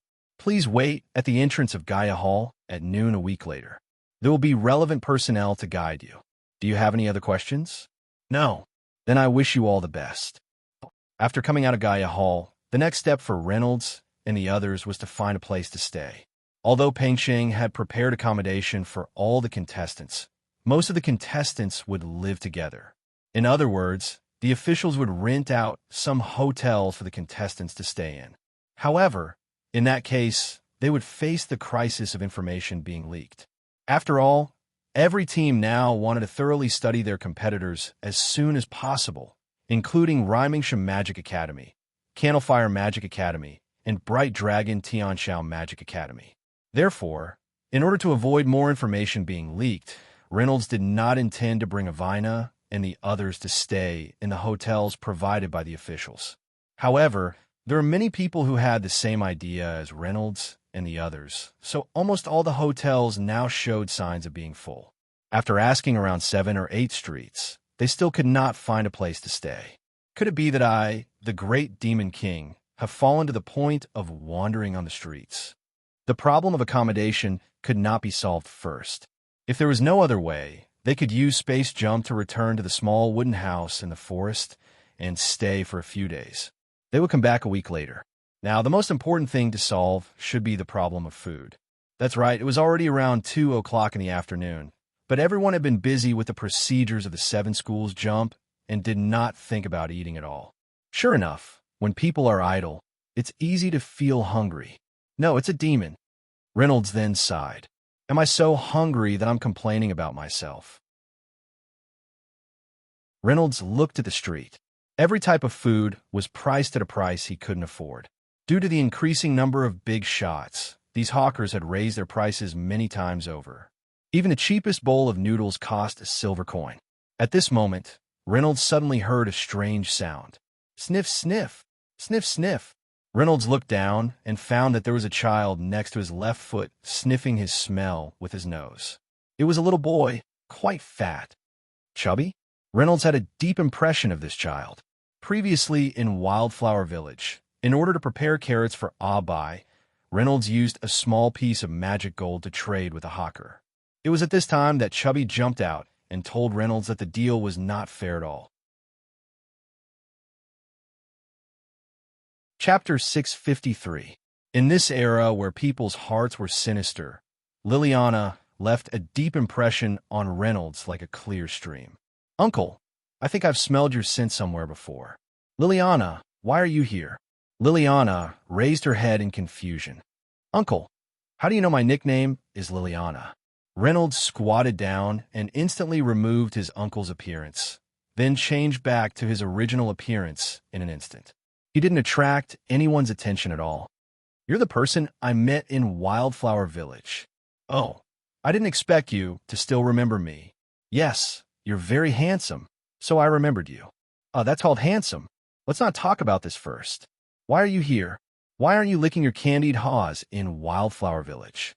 What are you doing in Dingxing?" "I'm here to help my father. He said that a lot of people have been staying in the hotel recently, so he called me over to help manage it." "What a cute child. Let me hug you." Avina walked to Liliana, squatted down, and gently hugged Liliana as if she was holding a pet. Liliana's shoulder rubbed against Avina's soft chest, and her face instantly flushed red. She breathed out hot air from her nose, and a wretched expression of happiness appeared on her face.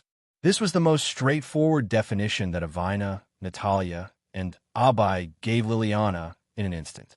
"Your family runs a hotel in Dingxing?" Reynolds asked in surprise. Yes. Actually, I'm leading the team from Dream Shoe Magic Academy. Do you have a place to stay? Can your family take us in?"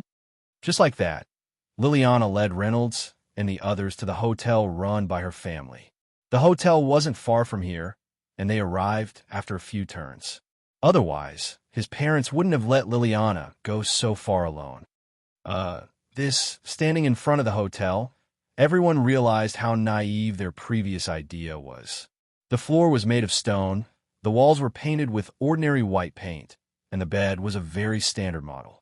This was completely an ordinary hotel that couldn't be more ordinary. "Oh, I was actually full of expectations for this hotel just a second ago," Reynolds complained in his heart. "Hey, don't look at our hotel like that. This is a special time. No matter how ordinary, shabby, or unsightly a hotel is still a precious resource." Just then, bang! A heavy punch came from the side and hit Liliana on the head. A very obvious bulge appeared on his chest. "Poof! Poof! Stinking brat! How dare you talk about your family's hotel like that?" The one who spoke was a middle-aged man who looked to be in his 40s. His appearance was very ordinary, and his body was neither fat nor thin. His height was also very average. He belonged to the type that could not be found at all if thrown into a crowd. "Dad, it hurts." Liliana raised her small hand to cover the bulge on her head. That look, coupled with the trembling fat all over her body, was extremely funny. Were they? Liliana's father suddenly noticed the presence of Renault's group. "Hello, Uncle. We're the representative team of the Sun Mengshu Magic Academy, and also Liliana's friends. I wonder if there are any extra rooms in your house for us to stay in?" Reynolds walked forward to speak.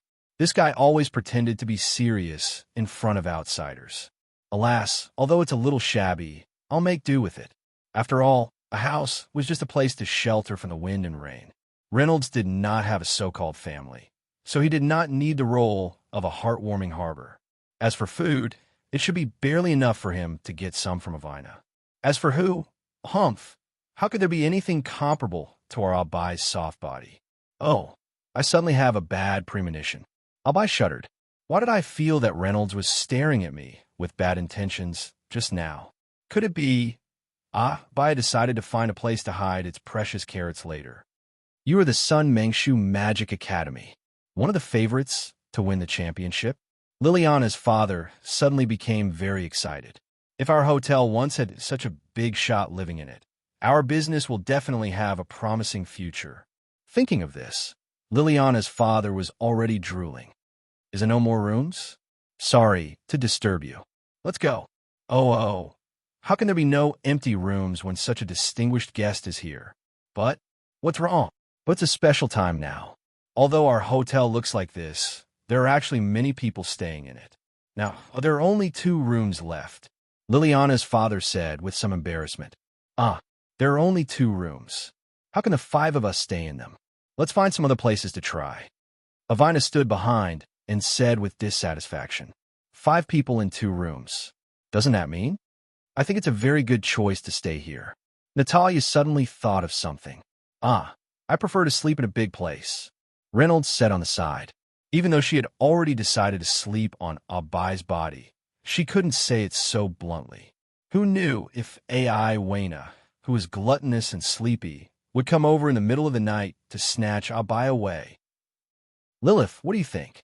I'm fine with anything. There was no need to ask Gio. Anyway, the answer should be similar to as long as Reynolds is willing, I can stay anywhere. It's a bit difficult to deal with. 2 random people, one who wanted to stay here and the other who didn't want to stay here. The situation was 1-to-1. Well, if you can stay in our small hotel, we will completely waive all the accommodation and food fees. For free. Reynolds's eyes lit up when he heard this word.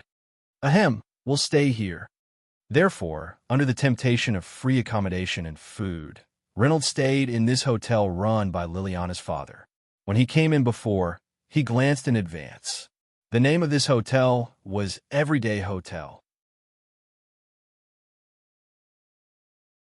Chapter 654. As for the allocation of rooms, it was done by drawing lots.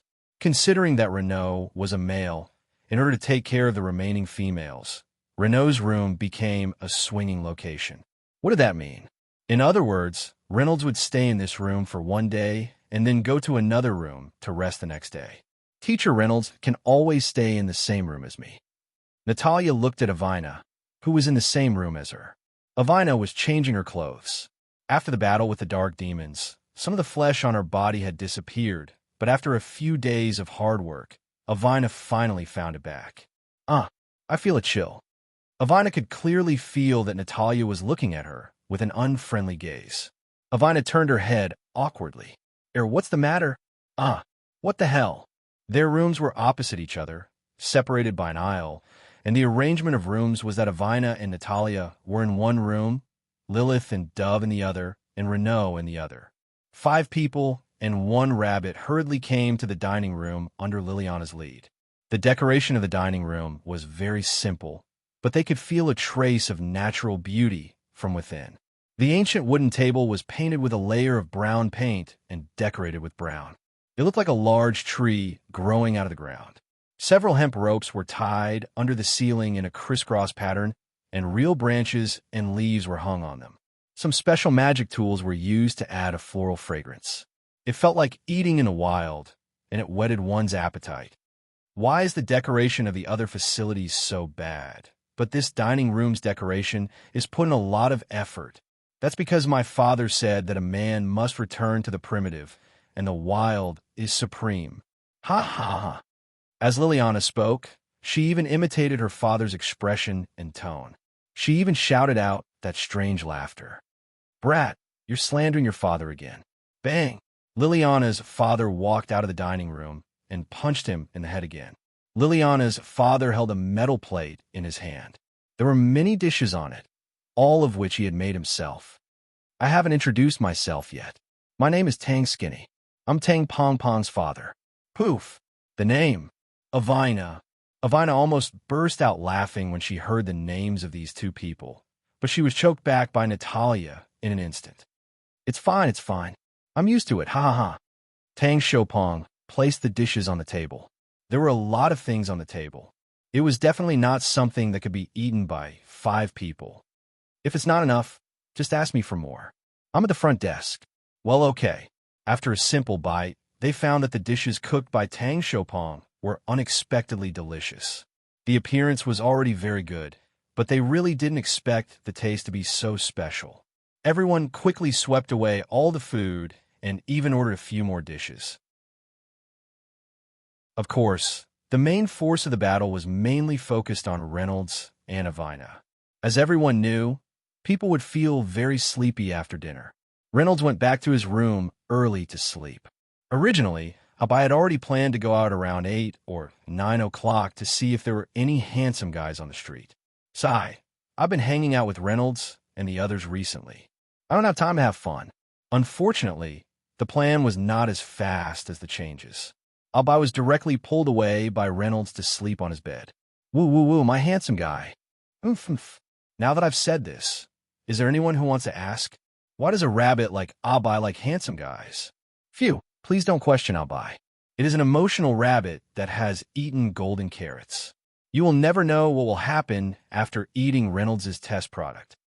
At night, many people had already fallen asleep, but there were also many people who stuck to their posts and worked silently. The night in the city was not very cold. On the contrary, there was a little bit of warmth, which should be thanks to the fire dragon. The room of the representative team of the Mengshu Magic Academy was on the 3rd floor. After all, they were the last to arrive, so they didn't have the right to choose. The interior of the room was also very simple. When the door was opened, there was a window on the opposite side. On both sides of the window were 2 square beds with a bedside table in the middle. Next to the bed on the left was an adult-sized wardrobe. Through the window, one could see a small part of the night view of the city. There were many modern high-rise buildings, and occasionally, a flat building that looked a bit like a mushroom occupied a large part of the view. That was the building of the Magician Union. Generally, after graduating from the Magic Academy, students would join the Magician Union. The union would give out some high-paying tasks from time to time, and the magicians could use this to achieve their goal of making money. The night was hanging high in the sky, and the legendary Milky Way was so bright at this time. It carried the dreams of countless people, and it paved a road and a river, guiding people forward. The street was a little noisy, and the lights were waning. Red lanterns were hung high in every corner, and a candle was lit in each corner, emitting warm candlelight. It looked like a festival was going on. This was the tradition of the city. People were all preparing for the Eve Festival that would be held in 6 days. The Eve Festival was to celebrate the Holy Sword Dance and worship ceremony of the East Region preliminaries. Usually, the day was chosen the night before the competition, so people could release their stress as much as possible on this day. Some people asked the opposite sex they liked to confess under the tree, and many gamblers opened gambling houses to bet money for the teams they liked. Of course, these are things that people in the slums would never be able to do. Geez, this idiot is blocking my way. Pushing open the door of the room, Avina and Natalia saw a white thing beside the wardrobe. It was wriggling rhythmically on the ground, and a person was lying on it. That's right, it was Reynolds. He had already fallen asleep. Natalia quietly walked to Albi's side, then stopped and quietly looked at Reynolds's innocent sleeping face. It was sleeping time now, so Reynolds no longer maintained the appearance of a fierce uncle, but changed back to his original appearance.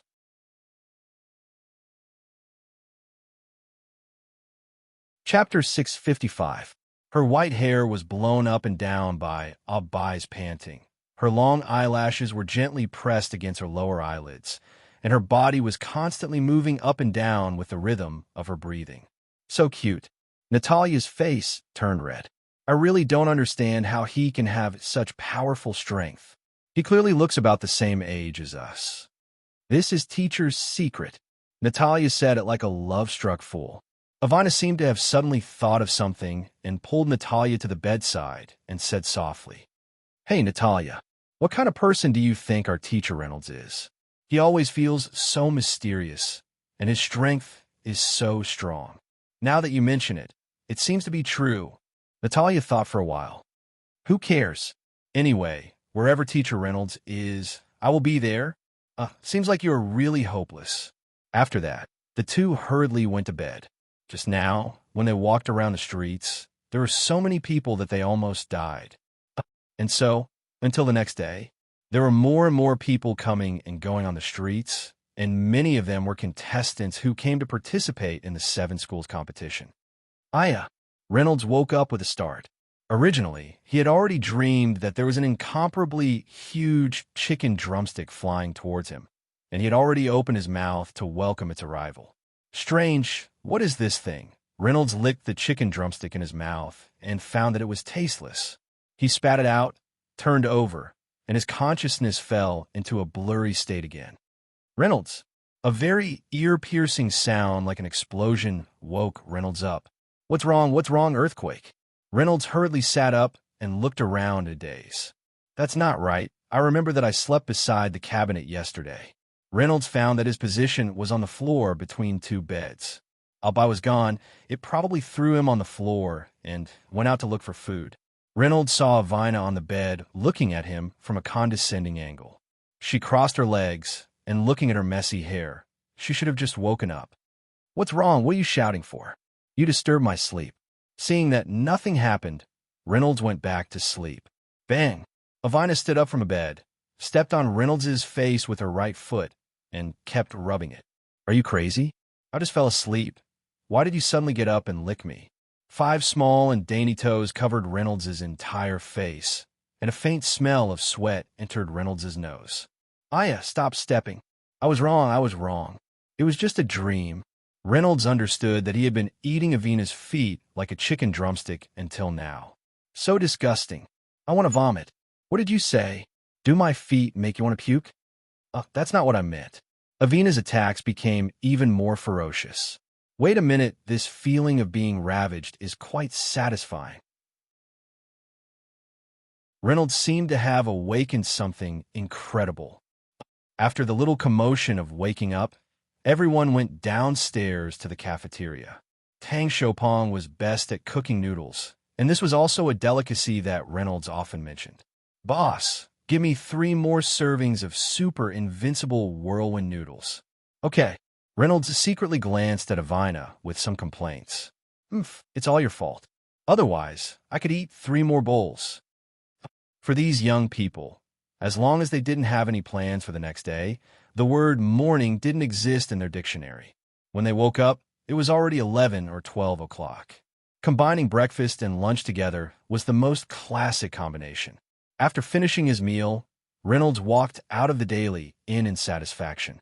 He wandered around and saw what the human world had become. More than 100 years ago, after the demon race and the human race signed a truce agreement, the connection between the demon race and the human race was completely cut off. In order to gather information, they could only secretly send spies to various social classes. Although they could always receive information about the human world, it was still better to see it with their own eyes. Turning into an uncle again, Reynolds once again felt the difference between the central area and the slums. One could be said to be luxurious and debauched, while the other couldn't even solve the problem of food and clothing. After passing through a few intersections, Reynolds saw a familiar figure standing outside the door of a shop, looking inside in a daze. Hey, Liliana, Brother Reynolds. Reynolds walked to Liliana's side and found that the shop she was looking at was actually a cake shop. Through the glass window, he could see that there were all kinds of cakes in the shop, including Black Forest cakes decorated with dark chocolate and white cream cakes tied with red ribbons. No wonder, seeing Liliana's drooling face, Reynolds suddenly felt a little sad. In this world, there were many children like Chubby Boy who came from poor families, and it was difficult for them to eat delicious food. In addition, Chubby Boy's situation was quite good. After all, his father ran a hotel in the city. Although the income was not very high, at least he could solve the problem of food and clothing. However, what about those children whose parents didn't work? Thinking of that, Reynolds felt very sad. In this aspect, Reynolds' management of the demon race was very good. Take Karsa City, the capital of the demon race, as an example. Although there were different levels in the city, each superior was strict and selfless, and each subordinate worked hard to complete their own work. In fact, Reynolds didn't want to see these people working so hard. It was good for them to have a rest once in a while. However, the attribute of laziness had disappeared from their bodies. Chubby Boy, which one do you like? I'll buy it for you, okay? As soon as he heard that Reynolds was going to buy him a cake, little Fatty's eyes instantly emitted a kind of brilliant light, and the saliva in his mouth could not stop flowing down. Thank you, Brother Reynolds. Seeing Chubby Boy so happy, Reynolds felt warm in his heart. Chubby Boy was so considerate. When Chubby Boy raised his hand and was about to pull the door handle, the door of the cake shop was open from the inside. Following that, a blond man in a white suit walked out. He really looked like a gentleman. Chapter 656. Reynolds softly muttered the man's name. Ilaya. Isn't this the teacher in charge of the Sun Dream Magic Academy's representative team, Mr. Satan Reynolds? Vacillate's tone was full of sarcasm. Why are you here? Are you kidding me? This shop is the property of my Vacillate clan. Why can't I be here? Reynolds secretly sensed the presence of trouble. Damn, whose child is this? Just now, Fatty wanted to open the door, but the door opened first. Under inertia, Fatty was careless and directly hugged Vacillate Feng's thigh. So disgusting. My pants. Vacillate Feng fiercely lifted his leg, and Fatty flew out. Luckily, Reynolds reacted fast enough and caught him in his arms before he landed. Vacillate Feng found that his new pants were stained with the fat brat's saliva, and his temper immediately exploded. Men, catch this brat and bring him back to my mansion. Following that, two muscular men wearing vests walked out of the cake shop and walked towards Reynolds, wanting to take Fatty away from his arms.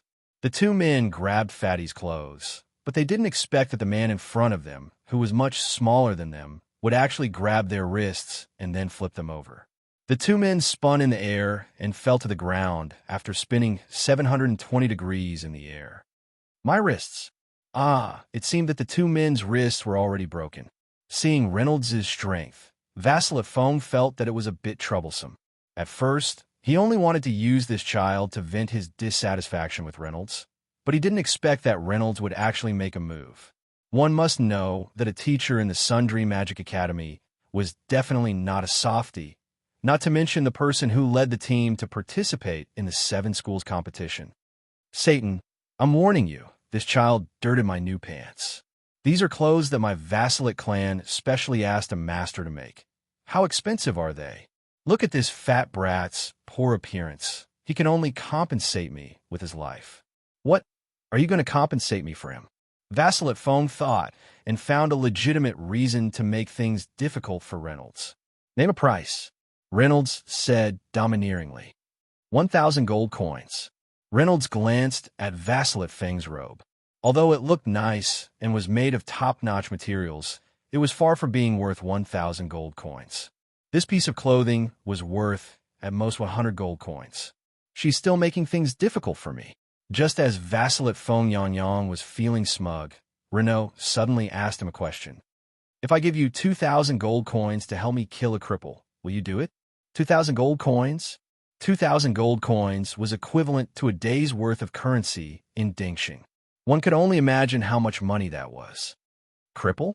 As long as it's from the slums, it's easy. It's not from the slums, but it's close. Renault took out a small piece of magic gold worth 2,000 gold coins from his pocket and threw it into Vacillate Vaughn's hand. Demonic gold. Vacillate Feng's eyes suddenly shrank. He was secretly delighted. The value of such a piece of devil gold was hard to estimate. He's quite rich. Vacillate Feng rolled his eyes. No one knew what he was thinking. At the same time, Reynolds was also smiling. No one knew what he was thinking. Who do you want to kill?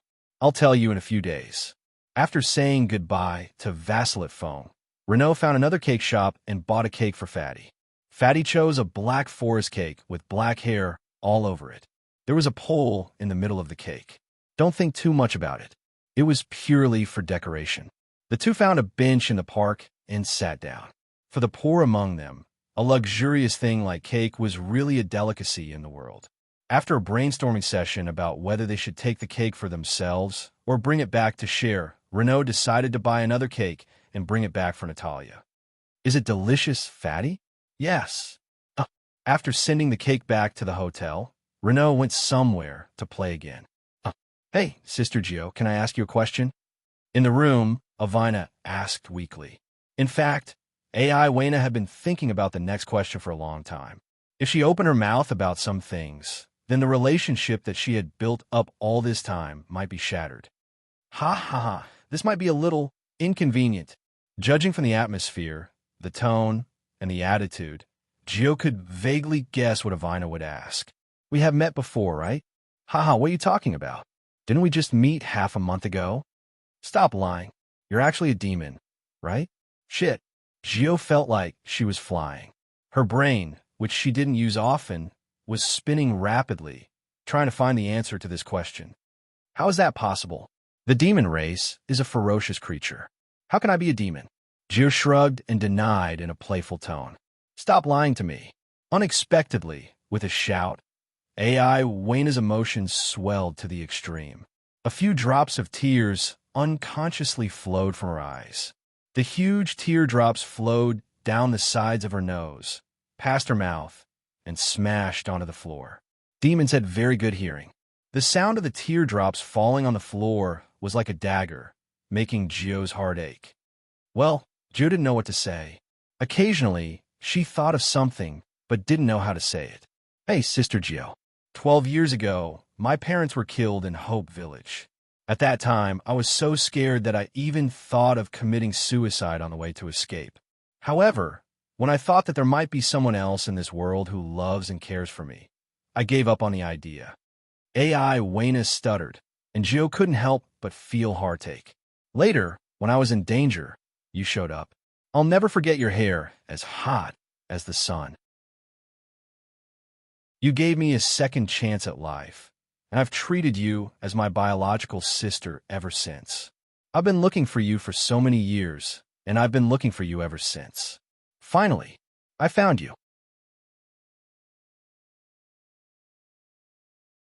Chapter 657. Liliana didn't dare to look straight into Avena's eyes, because she was afraid that she wouldn't be able to control herself from revealing her identity as a demon. Although you don't have the two sharp horns on your head, I will always be able to recognize your hair color and the look in your eyes. No matter whether you're a demon or not, I just want to ask you not to pretend that you don't know me.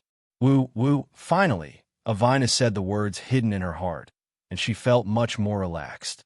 She had never felt this way before.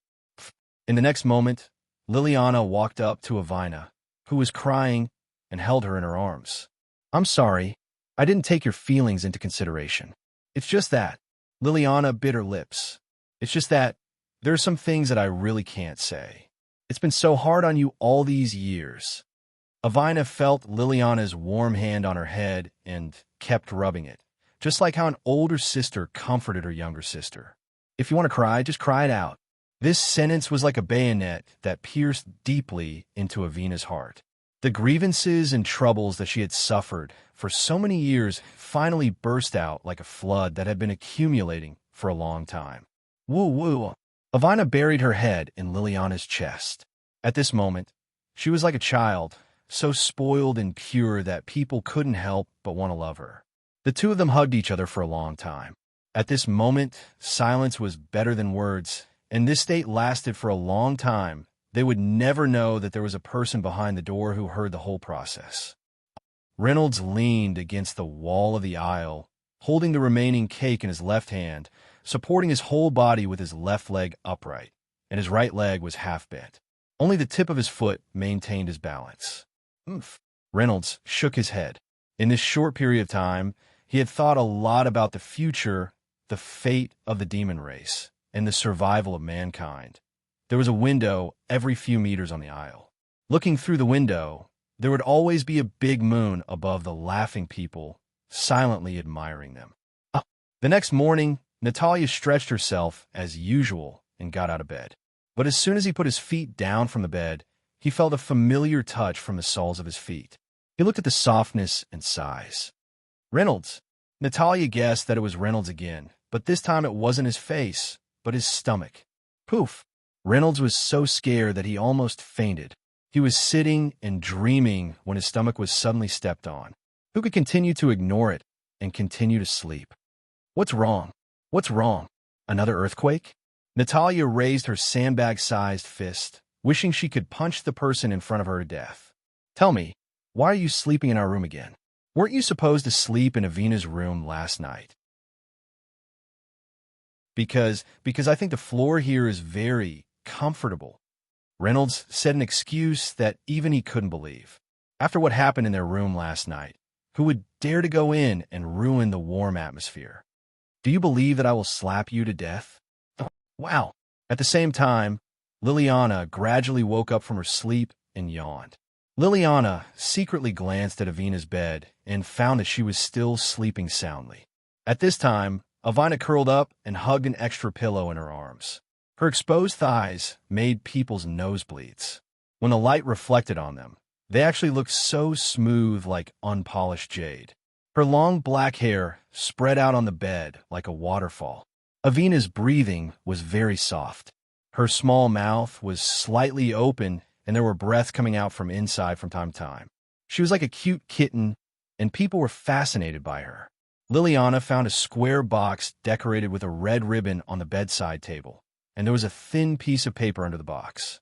Liliana picked up the paper, and it said, "Treat Avina well in the future. You did a good job. I give you a thumbs up."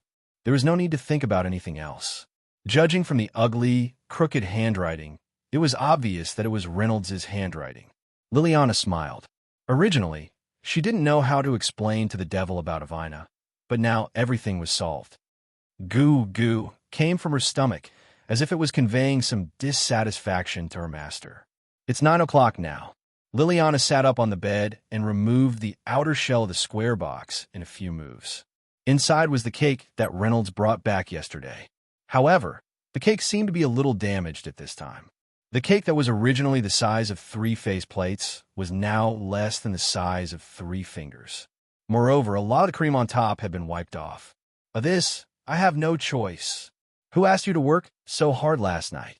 I can only eat the only cake I have, Reynolds said in the cafeteria while eating the delicious food that Tang Shopong just made. In the next few days, nothing worth mentioning happened. Just like that, the day of the Eve's sacrifice arrived. Reynolds, I heard that there will be a fireworks show in the Central Square tonight. Let's go watch it. Yes, Mr. Reynolds. Let's go and play together. Early in the morning, Liliana had been pestering Reynolds for the whole morning. They knew that if they didn't mention it, Reynolds would definitely not go to watch the fireworks by himself. I don't really want to go. Speaking of which, the 7 schools competition is starting tomorrow. Don't you plan to adjust your mood and actively prepare for the competition? We're already prepared. Just treat it as accompanying us to relax. Go. Liliana grabbed Reynolds' arm and kept shaking it, and there was a very pitiful look in her eyes. This was the look that Reynolds couldn't stand the most. "Sigh, I really lose to you," Reynolds admitted defeat helplessly. "I got it." In the evening, everyone changed their clothes in Natalia's room in advance and prepared to set off. Reynolds sat on the bed and glanced around, and found that the scene was really a feast for the eyes.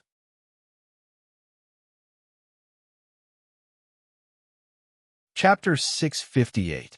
Natalia found a white dress with lace and put it on. Her long blonde hair was draped over her shoulders. She seemed to be very unaccustomed to this style of dress. Her face had a faint blush, which made her look very pure. Reynolds' impression of Natalia was instantly subverted. For the first time, she found a large white shirt and put it on. Her trousers were the kind of trousers that looked brownish-red due to the faded color. Then, she tied a straw hat that could be seen everywhere. Even if it was thrown on the side of the road, no one would pick it up. She looked very poor, but coupled with her curvaceous figure and delicate face, the contrast made people feel uncomfortable. "Quick, type with both hands to prove your innocence." It was said that Liliana had chosen Avina's clothes for her, and Renaud had never doubted Liliana's sense of beauty. Avina wore a black cheongsam with a golden dragon printed on the back. Every scale on the dragon was clearly visible, extending all the way to Avina's abdomen.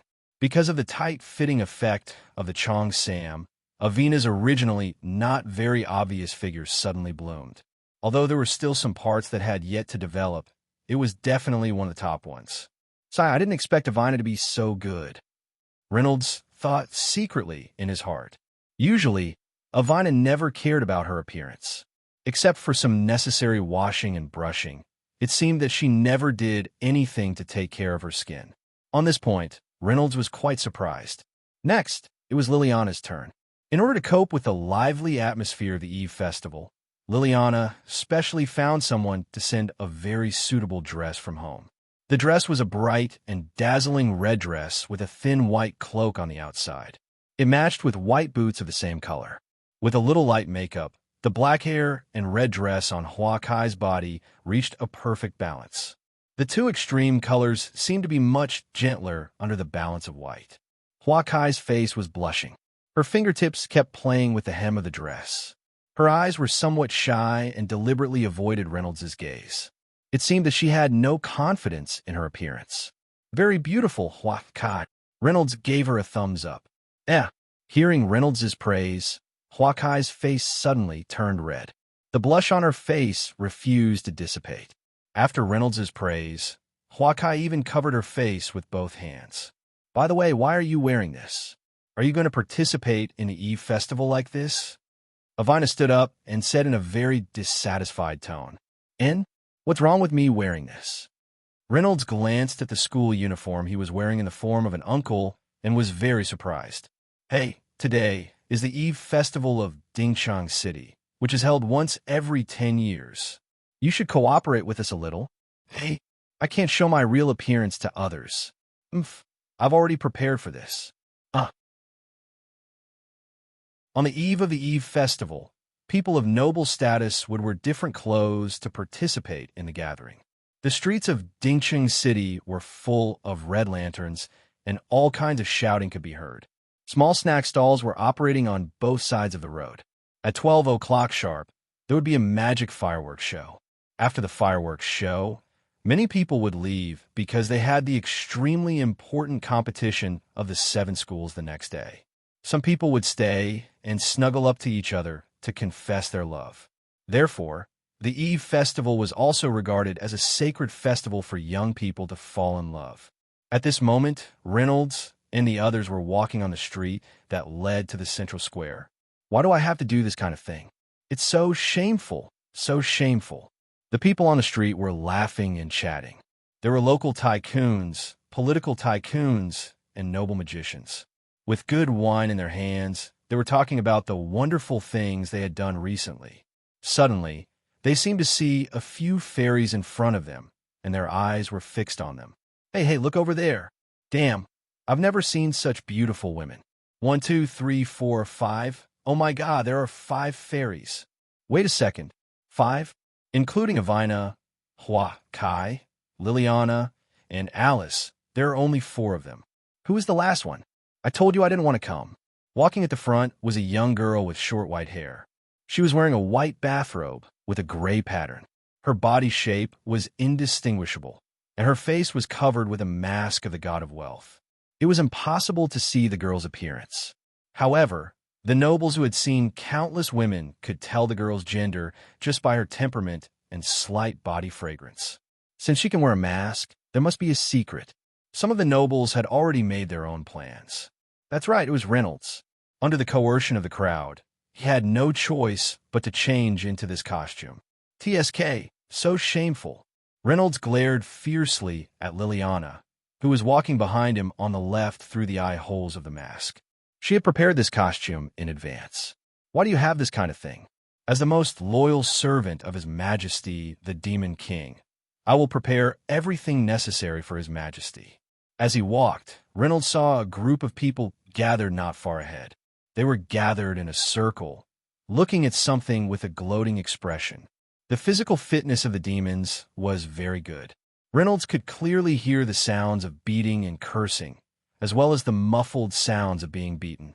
Reynolds hurriedly walked to the front and squeezed into the crowd. He found that in the center of the crowd, there was a knight in heavy armor who kept trampling on a little boy in ragged clothes. The little boy's hair was messy, and the corners of his mouth were stained with traces of blood. He was wearing clothes made of linen, but under the ravaging of the knight in heavy armor, they were almost torn into strips of cloth. The little boy's arms were crossed in front of his chest, and he used all his strength to hold a steaming sweet potato in his arms. The knight in heavy armor raised his right foot high and then stomped on it fiercely repeatedly. Each stomp caused the boy by his foot to feel intense pain, but the boy didn't even cry out for mercy. The confused boy opened his eyes, which were so clear and full of determination.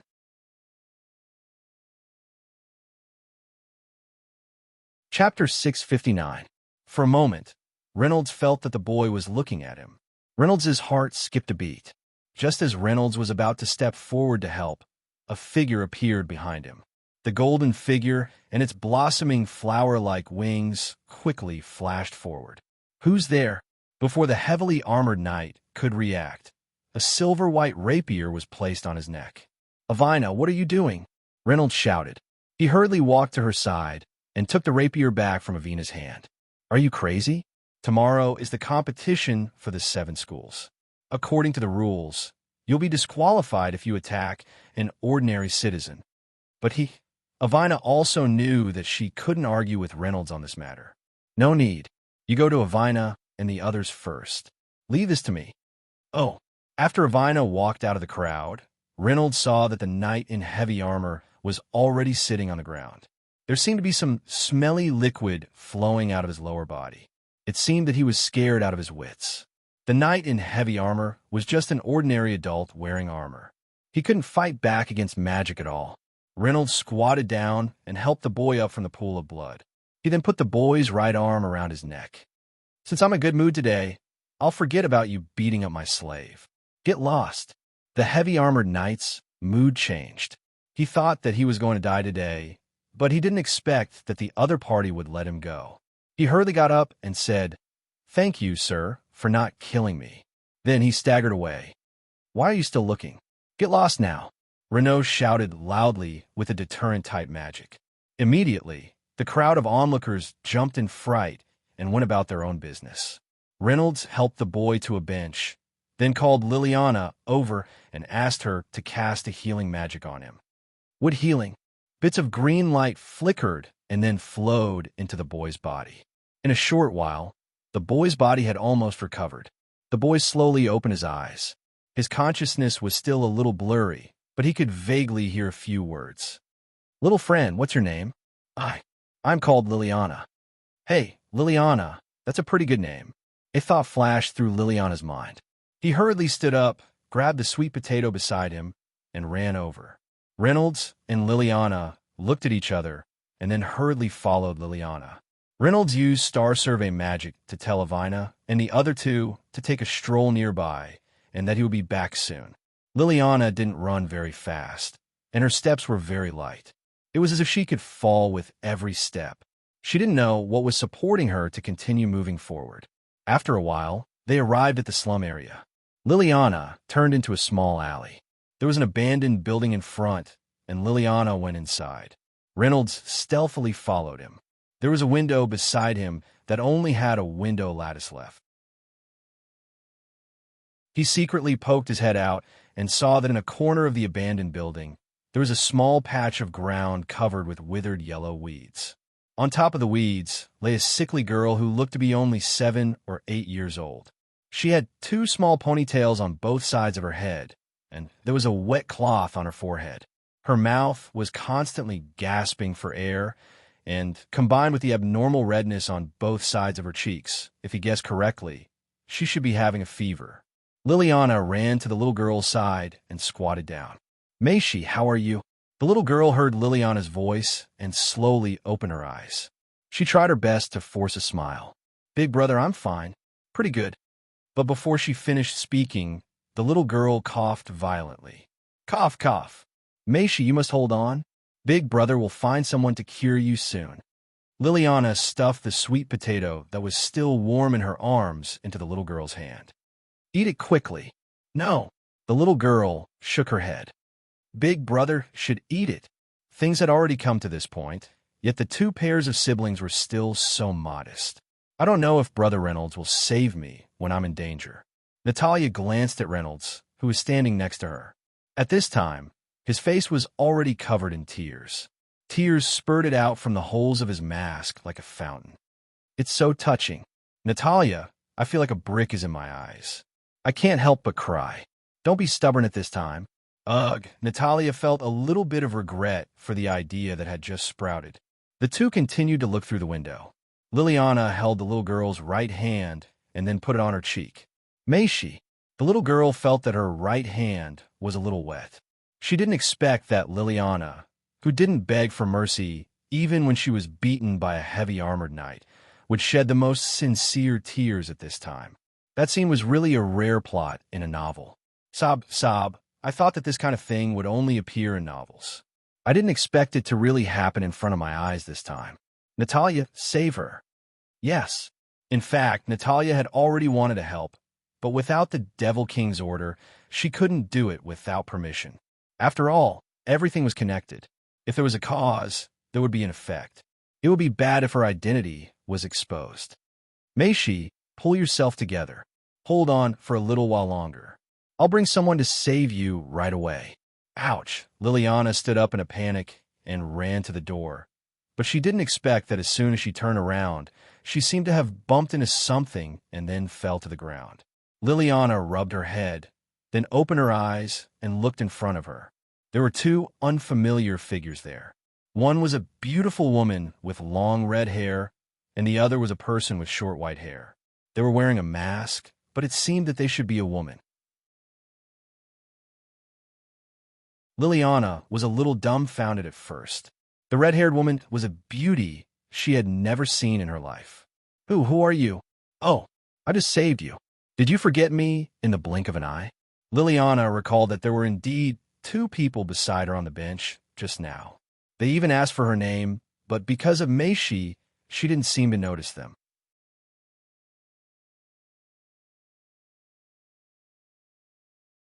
Chapter 660. What do you want to do? Liliana held Misty in her arms, fearing that the two people in front of her would do something bad to her sister.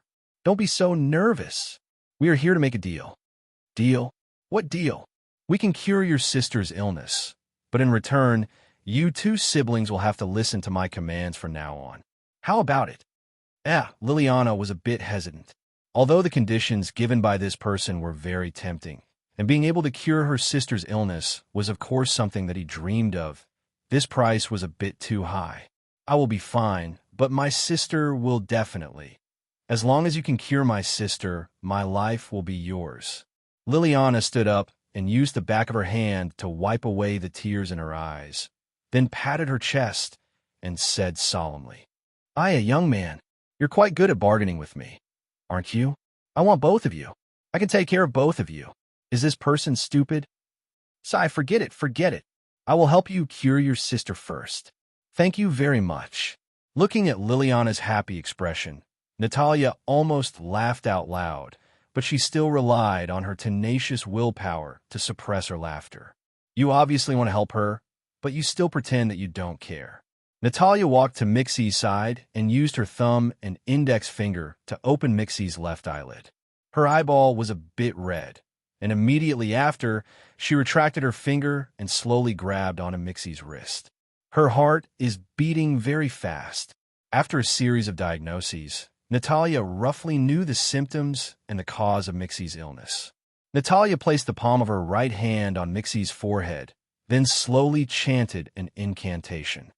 A flower, a grass, a tree, all things return to the root, the world returns to the heart, the withered trees come back to life. The rain nourishes the common people. May the God of life bestow you with vitality. Come out, green vine.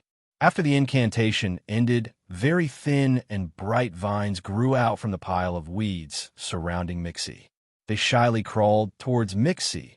Then, like a mummy, they tied her into the shape of a dumpling. Misty, Liliana shouted loudly. Don't worry, she's fine. Is this leveling magic? When Natalia began to chant the spell, Reynolds already felt that something was wrong. The magic that Natalia released belonged to the level of rank healing magic. That level of magic could even restore a severed arm. How could a mere fever use this kind of magic? While he was puzzled, Reynolds saw Natalia nod at him. Obviously, this matter was not suitable to be discussed in such a place. Natalia grabbed Mickey, who was wrapped like a dumpling, and threw her towards Liliana, who was in a daze. Ouch! Liliana, who was still shocked by the magic, was caught off guard by the Zongzi and fell to the ground with the Zongzi in her arms. Carry her and follow me. Where are we going? Nonsense. Of course I'm bringing your sister back to continue her treatment. Renaud knocked Liliana hard on the head. Natalia, take the two of them back to their rooms first. I'll go find Avina and the others. Oh, Although she was very unhappy that her Demon King and Reynolds had been snatched away by Avina and the others, she had to complete the task given by Reynolds. After watching Natalia's figure disappear into the horizon, Reynolds turned around and left. As a Demon King, it was a piece of cake for him to find the positions of 3 familiar people. Reynolds hopped over to Avina and the others, but as soon as he arrived, he saw a figure pestering Avina and harassing them. "Oh, I'm back." Before Reynolds could say anything, Avina directly hugged his arm with both hands. "Hey, who the hell are you? Hurry up and get away from my Avina." The man pointed at Reynolds' nose and shouted, "Vasilet phone, you're really everywhere. Humph, you actually know my name. Hurry up and get out of my way." "Vasilet phone, please don't call my name. I'm not familiar with you at all." Saying that, Avina hugged Reynolds' arm even tighter. Reynolds could clearly feel that some parts of Avina's body were pressed against his, and some parts were even deformed. He suddenly felt a little helpless. "Hey, who the hell are you?" Vasilet Feng said again. "Oh, don't be so anxious." Reynolds walked to Vasilet Feng's side and put his head next to Vasilet Feng's ear.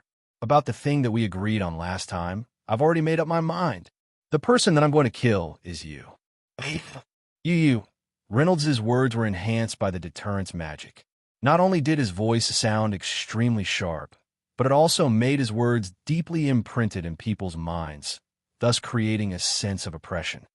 You, shoot. Tomorrow at this time, I'll keep my promise and come to kill you," Reynolds said, then patted Vasilet Feng's shoulder, then skipped back to Avina's side. At that moment, his third sense told him that the expression hidden under the mask was incomparably ferocious. It could even be said that it was the face of a demon. It was the kind of expression that could only be possessed by someone who felt pleasure through killing. "Save me," he shouted in a hoarse voice. Vasilet Feng turned around and ran away. Although he stumbled and fell many times along the way, he still got up and disappeared from everyone's sight without looking back. "Thank you, teacher," Avina said in a low voice. "It's fine." After scaring away the jinx, Reynolds and the others finally welcomed the long-awaited peace. "Come on, let's change our mood." Reynolds took out 3 bulging cloth bags from the black round plate. The cloth bags made a very clear sound when they collided with each other. There were very obvious bumps on the surface of the cloth bags because of the things inside. Well, the mouth of the cloth bag was tied with a rope, and it looked like a silly toad. "Where did you get so much money?" Avina was shocked. I won't tell you." Just as Avina said, the 3 big cloth bags were indeed filled with human currency. Reynolds had specially asked Yushun to find the money from the National Treasury.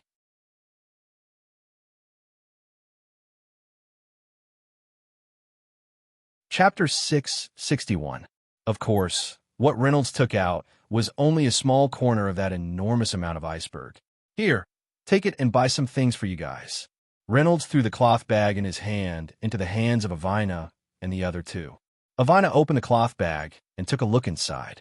She discovered that the inside of the bag was filled with gold coins. The gold coins were glittering and looked very dazzling. So much money. Avina's daily expenses were all saved up by living frugally, and it had been a long time since she saw so much money. After sending Alice and Avina away, Reynolds was just about to return to the hotel to check on Liliana and Mixie's situation. However, he discovered that Avina didn't seem to have left. "Avina, why aren't you leaving? Aren't you planning to buy some things with Avina and Alice?" Woo that. Avina lowered her head and didn't dare to look at Reynolds. Her hesitant appearance seemed like she wanted to say something. Teacher, let's go watch the fireworks, okay? Isn't that something that only children and couples watch? What is there to watch? If you want to watch it, I can make it 100 times grander than this at any time." Teacher is bullying me." A few drops of tears seemed to have squeezed out from Avina's eyes. "Avina, how about this? Let's make a promise, okay? Promise? If you guys can get into the top 3 of the 7 school jump competition this time, I will fulfill one of your wishes, okay?" "Really?" Avina's mood changed and said excitedly, "Can I have any wish? And as long as it is your wish, I will fulfill it. It's a promise. The one who lies is a dog." Avina stretched out her pinky. Humph. How old are you already? Still pinky promise, although that was what he thought. Reynolds still stretched out the pinky of his other hand and hooked the two pinky together, making a promise that would never be fulfilled. Then, I will go look for Avina and the others. Go. They should be bargaining with the owner of a shop selling smoothies right now. Looking at Avina's cheerful figure leaving, Reynolds's mood also became gloomy. As a demon king, how could he not know what Avina was thinking? But, at this moment, a blue magic array suddenly appeared beside Reynolds's ear, and Natalia's voice came from it. Brother Reynolds, come back quickly. Got it. Upon hearing Natalia's words, Reynolds hurriedly rushed back as fast as he could. Of course, it was impossible for him to use spatial leap in such a crowded environment. Pushing open the door of Natalia's room, Misty was lying on Natalia's bed with an extremely embarrassed expression. There was a brand new wet cloth on her forehead, and her illness seemed to have not subsided. Brother Reynolds, I'm very sorry. I don't think I can cure Maishi's illness. Reynolds frowned. What's going on? Natalia pulled Reynolds to the corner of the room and said secretly,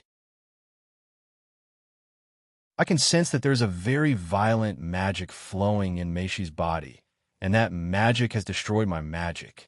Let me check. Demon slaying eye. Reynolds's eyes widened, and the magic array of the demon slaying eye appeared in his pupils. Indeed, through the demon vanquishing eye, Reynolds saw a scarlet-colored magic power unceasingly scurrying within Mixie's body. That magic power emitted a very strong negative emotion and was destroying Mixie's internal organs in a very rapid manner. It's a little troublesome, Reynolds said very softly, but Liliana still heard it. I beg you to save my sister. I only have one sister. Liliana spoke very sincerely. She even knelt on the ground and begged the two people in front of her for salvation. First, tell me about your sister's recent whereabouts, such as where she has been, what she has eaten, and so on. Later, he learned from Liliana that there was actually nothing strange about Maishi in the past month. But one thing worth noting was that Maishi went to the back of the mountain the day before she fell ill. The back of the mountain? Brother Reynolds, the back of the mountain seems to be listed as a cursed place by the people. It is said that people who have been there have suffered from various conditions. It seems that I still have to go to the back of the mountain to check the situation. Demon King. Brother Reynolds, you can't go. What if there's an accident? How can I? Reynolds glanced at Liliana, who was kneeling on the ground. Don't say any more. I'll be back soon. A white light flashed. Space jump. The back of the mountain was in the southernmost area of Pagoda City. In the previous map, this area seemed to be a plain area, but no one knew when there was a bulge of soil, and then the soil slowly spread, becoming what it was today. Although the back of the mountain had the word mountain, there were almost no traces of tall plants here, and the ground was full of animal carcasses. If one were to look for a special feature, it would be the number of weeds all over the ground that could be said to be unique. Reynolds had never been to the back of the mountain, so he could only jump to the place closest to the back of the mountain and then fly over. As soon as he landed, Reynolds noticed a very strange phenomenon. The temperature here was obviously much higher than in the city, and the air was very dry. The yellow soil had become the kind of powder that would be stepped on. Demon Slayer Eye. As expected, the air was full of very abundant fire attribute magic particles, and they were arranged very closely with each other. No wonder it created such a scene. Reynolds saw that somewhere on the hillside was emitting fire attribute magic particles that were several times thicker than the air, and Reynolds flew to that place. There didn't seem to be anything unusual there, only yellow soil covering the surface. However, Reynolds knew that there was actually a huge bottomless cave under his feet. It was just that something deliberately used yellow soil to hide it. Reynolds summoned the right fist of the magic emperor armor and then punched the ground fiercely. In an instant, accompanied by a loud noise and a slight earthquake, a cave that was enough to support Reynolds to pass through appeared in that position. Reynolds disarmed the magic emperor armor and then jumped into the tunnel. The tunnel was full of a disgusting damp smell, and there were many strange insects in the surrounding faults. But the situation here was still far worse than the world hidden in the tree hole before.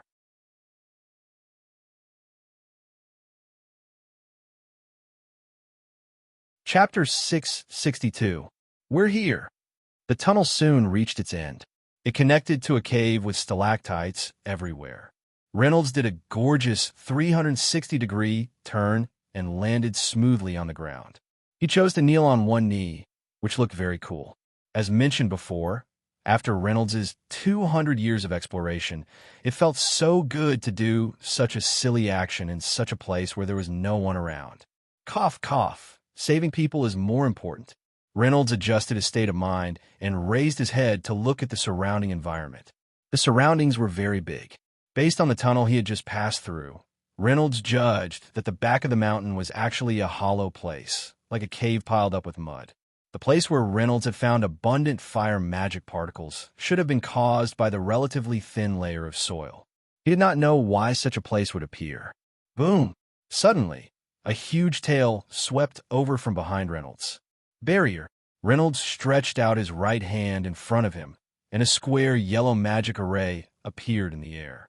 The magic array instantly attracted the surrounding soil and stones, forming a thick wall of earth. Bam! The tail slammed hard on the wall of earth, splashing up dust all over the sky. Whoosh! Whoosh! The wall of earth was shattered by the impact, but as a defensive magic, it had already completed its mission. The tail was surprised to find that the wall of earth was so thick and heavy and did not continue to attack. Reynolds took advantage of this time to use wind magic to put a long distance between them. Ha ha ha! Interesting. The sound came from the direction where the attack had come from. The voice was very heavy, and the volume could be said to be deafening. When the voice hit the wall, it bounced back and became an echo, making every word seem particularly shocking. Who? Reynolds patted the dust off his clothes. Interesting, human. You actually have such a reaction worthy of praise. The voice sounded again, and a figure gradually appeared from the dust. It was a few hundred meters in size, and its entire body was covered in fiery red scales. There were extremely sharp claws at the front of its limbs, and every time it breathed, hellfire would spurt out from its mouth. Even its teeth were at least twice the size of Reynolds. At the back of its body was a tail that was covered in sharp thorns, and it looked majestic and mighty. Fire dragon? Reynolds subconsciously said the first word that came to mind. Ha ha ha. I didn't expect that someone would still remember my name. As the dust settled, Reynolds finally identified the creature that had attacked him. It was right. This creature was indeed a very rare species, a dragon.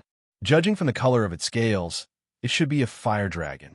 The fire dragon's body was enormous. It filled at least a third of the empty space in the back mountain. Every time it spoke, every time it breathed, and even every centimeter it moved, it would cause a huge commotion. The fire dragon dragged its body and arrived in front of Reynolds in no time. It stretched its head out and tried its best to put its eyes in front of Reynolds, wanting to see who blocked its attack at a close distance. In Reynolds' eyes, the fire dragon didn't seem to see any surprise or fear. On the contrary, it actually felt that this white-haired masked man was pleasantly surprised. Human, are you not afraid of me? You're a male? The fire dragon jumped in fright when it heard Reynolds' words. It even took a few steps back. It looked quite fun with its clumsy body. Human, how do you know my name? Looking at the silly look of the fire dragon in front of him, Reynolds was happy. However, he still had to maintain a poker face. Reynolds took off the mask on his face. Who told you that I am a demon? The fire dragon crawled back to Reynolds and looked at him again. This white hair and magic power. You are that person from the demon race? The fire dragon's tone was very surprised. Let me tell you, your brother, Heaven, has looked for me many times. He told me to come to the human race to look for my missing brother. What? The fire dragon said in fright. Don't. Humph humph. The fire dragon sat on the ground and explained to Reynolds the reason for all of this. 100 years ago, because the fire dragon was playful, it accidentally burned down a human village. That's right, it was the former pagoda city. In the end, it didn't expect that its actions would have such a huge impact on the locals. In the end, a person who called himself brave came and said that he wanted to suppress it. The fire dragon didn't expect that person's strength to be so strong. When it was defeated, the fire dragon used a special magic to create a fake corpse to deceive the person. The fire dragon found a place to hide and recuperate. The fire attribute magic particles that the fire dragon emitted had an extremely high temperature, which led to the formation of the mountain behind the village. I just wanted to play with those people who knew that they were so weak. The fire dragon began to play with its front claws while feeling wronged. I only recovered in the past few months. Originally, I wanted to tease the people around here, but I didn't expect that you would come over. Don't you know that your actions have caused a lot of trouble for the locals? Yeah, is that so? Sigh. Reynolds heard from the sky dragon, which was the fire dragon's elder brother, that the fire dragon's younger brother was playful by nature and didn't know the seriousness of the matter at all. Looking at it now, what the sky dragon said was indeed correct. Later on, Reynolds asked a few more questions and didn't expect that the fire dragon would be quite cooperative. A 7 to 8 years old little girl? I remember her. She was quite cute, and I almost couldn't help but want to eat her up. Reynolds glared at the fire dragon. I was just joking. I still remember that little girl quite well. She was picking herbs on my mountain, and in the end, she was unexpectedly poisoned by a very powerful poison. I couldn't stand it anymore, so I injected some magic power into her body to destroy the poison. And then, the fire dragon suddenly thought of something, and very humanely, it used its right hand to hammer its left palm. I forgot to take back my magic power. This is the main point. Reynolds explained the little girl's situation, and the fire dragon also seemed to have realized the seriousness of its actions. I'm going to take back my magic power right now. The fire dragon raised its neck and roared out loudly. Not long after, a round ball of magic power that was emitting red light drilled into the tunnel that Reynolds created just now. After that, the magic power seeped into the scales of the fire dragon and disappeared without a trace.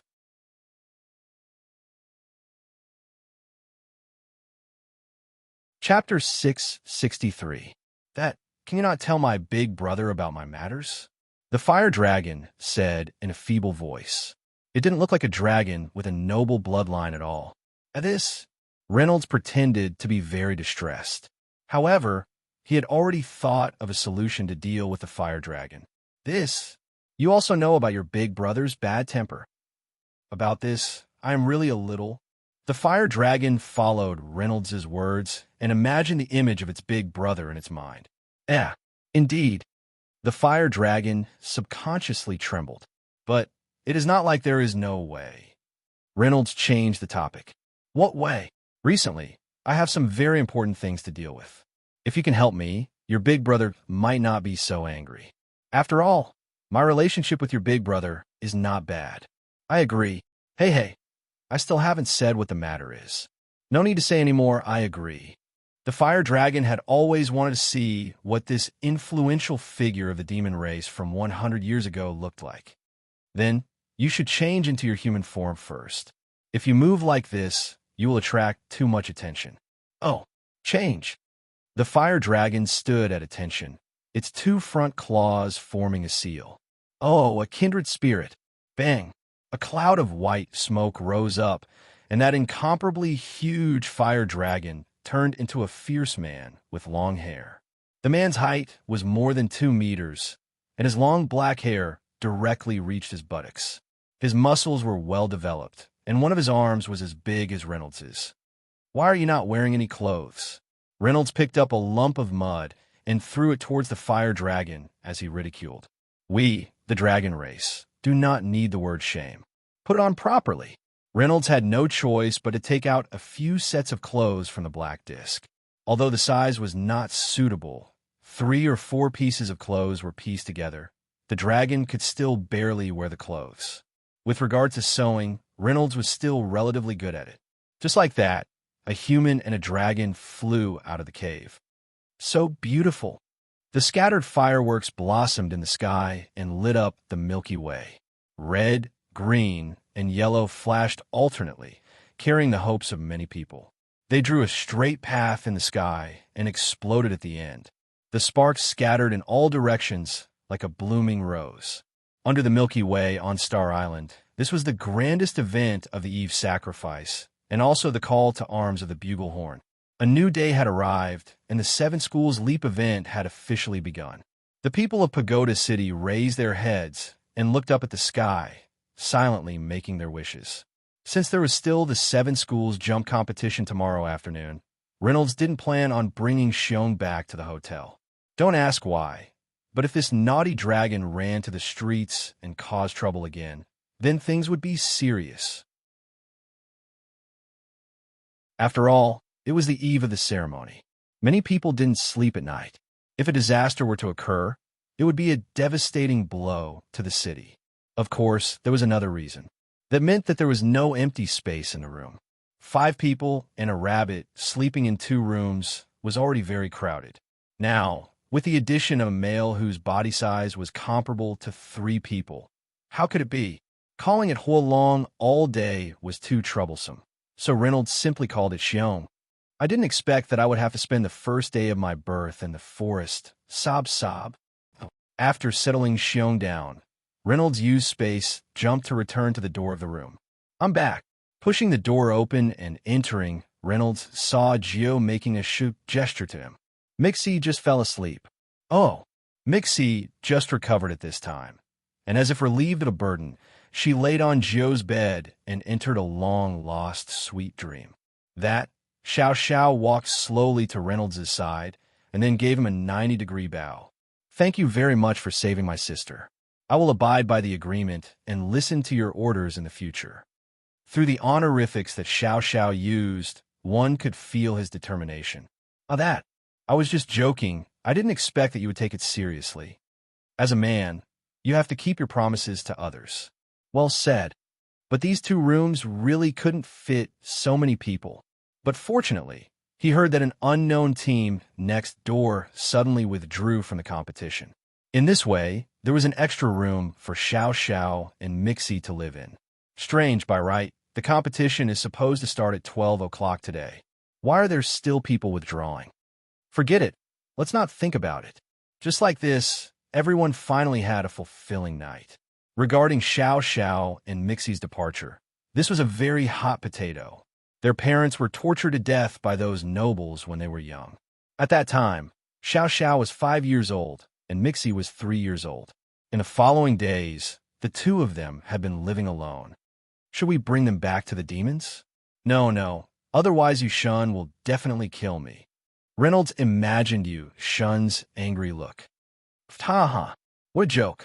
Forget it. Anyway, I've already brought so many back. 2 more won't make a difference. Just like this the next day. It's over. After Natalia, Avina, and Leyland Anna woke up in the morning, they found that their condition could be said to be extremely bad. If I knew earlier, I wouldn't have played so late last night. After the fireworks event ended, Avina and Leyland Anna originally wanted to go back to the hotel to rest. After all, they still had to participate in the 7 Schools Leap competition. But they didn't expect that Natalia, this troublemaker, would forcefully drag Avina and Leyland Anna to visit all the shops, and by the time they returned to the hotel, it was already almost 2 or 3 o'clock in the morning. At 12 o'clock, they had to gather at the Gaia competition hall, and now they were all having a headache, and when they shook their heads, it would be filled with the sound of water. Hey, if you guys are like this, how can our Dream Magic Academy get the qualifications to participate in the Sacred Sword Dance Festival? But even if you say so, since it had already happened, there was no point in complaining now. Reynolds had an idea. Leyland Anna, and if we get the qualifications to participate in the Sacred Sword Dance Festival this time, I will tell you about the whereabouts of your parents.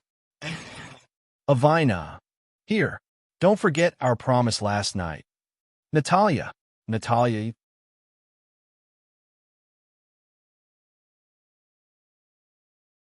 Chapter 664. He really couldn't think of anything that could motivate Natalia Reynolds. What's wrong with me? You forget about it. Anyway, I'm only counting on Avina and Lilina to lead you to victory. What did you say? Wow, I'm so smart. I said, you only know how to win without doing anything. Nonsense. Just wait for me to smash the 7 schools jump competition trophy on your face. Just like that, the last hope and the other 2 returned to their peak condition. It was 12 o'clock. There were many teams gathered in front of Gaia Hall. There were at least 70 to 80 teams. Looking at how energetic they were, Reynolds knew that it would be difficult for them to win the competition this time. However, he was still very confident in them. After a while, many staff members came out of Gaia Hall and joined the teams that they were leading. Hello, Mengshu Magic Academy's team. I'm Little Shi, the person who will explain the process to you. Wow, a mature woman. Reynolds could not help but take a few more glances. Ayo, Avina, you stepped on my foot. Oomph. Avina turned her head away. What did I do? Little She giggled and said, Seems like you guys are really close. I hope you guys can win a competition. Little She led Reynolds and the others into the Gaia Hall. When they passed through the gate, Reynolds was surprised to discover that this so-called Gaia Hall was really not ordinary. The materials used for the construction were all high-quality tiles. Even some of the more important parts would be strengthened by advanced magic. In short, it was not an exaggeration to say that this was a fortress. Soon, she brought everyone to the main competition area. The main competition area was a very large square with a circular arena in the middle. This should be the place where the competition for first, second, and third place would be held. At this time, other than the arena, there were many magic arrays that were emitting purple light. There should be around 70 to 80 of them. Little She led Mengshu Magic Academy's team to the side of one of the magic arrays. This magic formation is the teleportation magic for this isolated island battle. Stand in this magic formation, and when the time is up, you will be teleported to the real location of the 7 schools competition. Oh, it looks so advanced. Natalia's eyes almost glowed when she saw these magic arrays. She looked as if she had never seen the world before. The 2 of them communicated with their eyes. There's still some time before the magic array activates. Do you have any questions? Therefore, Reynolds used his strong interpersonal skills to get the important information he wanted from Xiaoxi. The island this time is located on an uninhabited island in the Orc territory. This island is called Reef Island. It is said that there are many reefs on this island, and the terrain is extremely complicated. The weather is changeable, and it is a test of the overall ability of the participants. The Orc race was a very neutral race. Due to their large numbers and strong physique, they were known as the #1 race on Starwish Island. Usually, as long as you didn't do anything excessive in their territory, the Orc race wouldn't provoke you. After chatting with Reynolds, Little She seemed to have opened up a lot and revealed some other things. He didn't expect Little She to be the daughter of the city lord. Because she was too bored at home, she sneaked out to work as a staff member. At this moment, the purple magic array on the ground suddenly lit up, hinting that the time was approaching. In that case, please invite Miss Lamy Natalia, Miss Avina 3000, and Miss Rayleigh Nana into the magic array. Mr. Reynolds, don't worry, it's just a week. You'll see them soon. The light emitted by the magic array was getting stronger and stronger. Just before it was activated, Little She reminded, I hope you'll be more careful this time. I heard from the servants that many people have gone missing while exploring Reef Island. You must be careful. After she finished speaking, the magic array was completely activated. With a loud boom, the purple light completely engulfed Natalia and the other 2, and they disappeared. Why do I have a bad feeling about this? Reynolds thought inwardly. Reef Island was an uninhabited island located somewhere in the ocean in the Beastman's territory. The area of the island was about the size of 6 cities. The terrain was mainly mountainous and hilly, and forests were everywhere. Around the center of the island, there were several concentric circles of different sizes that divided the island into several rings. The weather here was very changeable. One second, the sky could be clear and boundless, and the next second, there could be thunder and lightning. Reef Island was a small island that grew out of the ocean, so there were many secrets hidden on Reef Island. At this moment, the weather was still considered clear. Seagulls were flying around the shore, and the sand on the beach had become plump and smooth after being washed by countless waves. Suddenly, a purple magic array gradually appeared on the beach, and then, with a flash of light, Natalia, Avina, and Rayleigh Nana appeared on the beach. So this is Reef Island? There's nothing to be afraid of. Natalia looked around and realized that there were blue seas and blue skies, birds chirping, and flowers fragrant. This was simply a legendary summer resort. Natalia, you mustn't let your guard down, Avina reminded. Got it. Although that was what she said, Natalia still squatted down, took off her shoes, and ran to the beach to play with the water. Natalia, I also think that we should come up with a strategy first, Rayleigh Nana said meekly. It's fine. Look at how beautiful this place is. Besides, shouldn't the last 3 teams win the isolated island battle? There's nothing wrong with hiding here for a while. That does make sense. Just when Natalia was picking up stones in the knee-deep sea, she suddenly felt that her legs were entangled by something. Then, that thing suddenly pulled her into the sea, and she disappeared without a trace. Natalia. Avina did not know what happened. She suddenly remembered Little She's words. Many people who went to explore Reef Island have gone missing.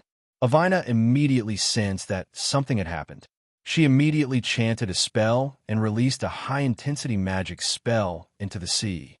The sea is boundless, the sky— Wait a minute. Rayleigh Nana interrupted Avina's chant. Look.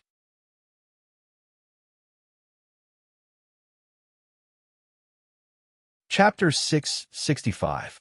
Avina followed Raynana's finger and looked in front of her. At this moment, there were 2 overlapping red dots in front of Lily Nana. Close to them, there was another red that was constantly flashing. This is Star Survey. That's right. Why didn't I think of that? The red dots represented their current positions. Iwina and Lilina were now standing together. Of course, they were overlapping. However, there was a red that was moving slowly in front of them. That was Natalia's position. The red dot flashing meant that she was in danger. However, it didn't seem to be flashing very fast, so there shouldn't be any problem. Suddenly, there was a violent movement in the center of the ocean more than 100 meters away from the beach.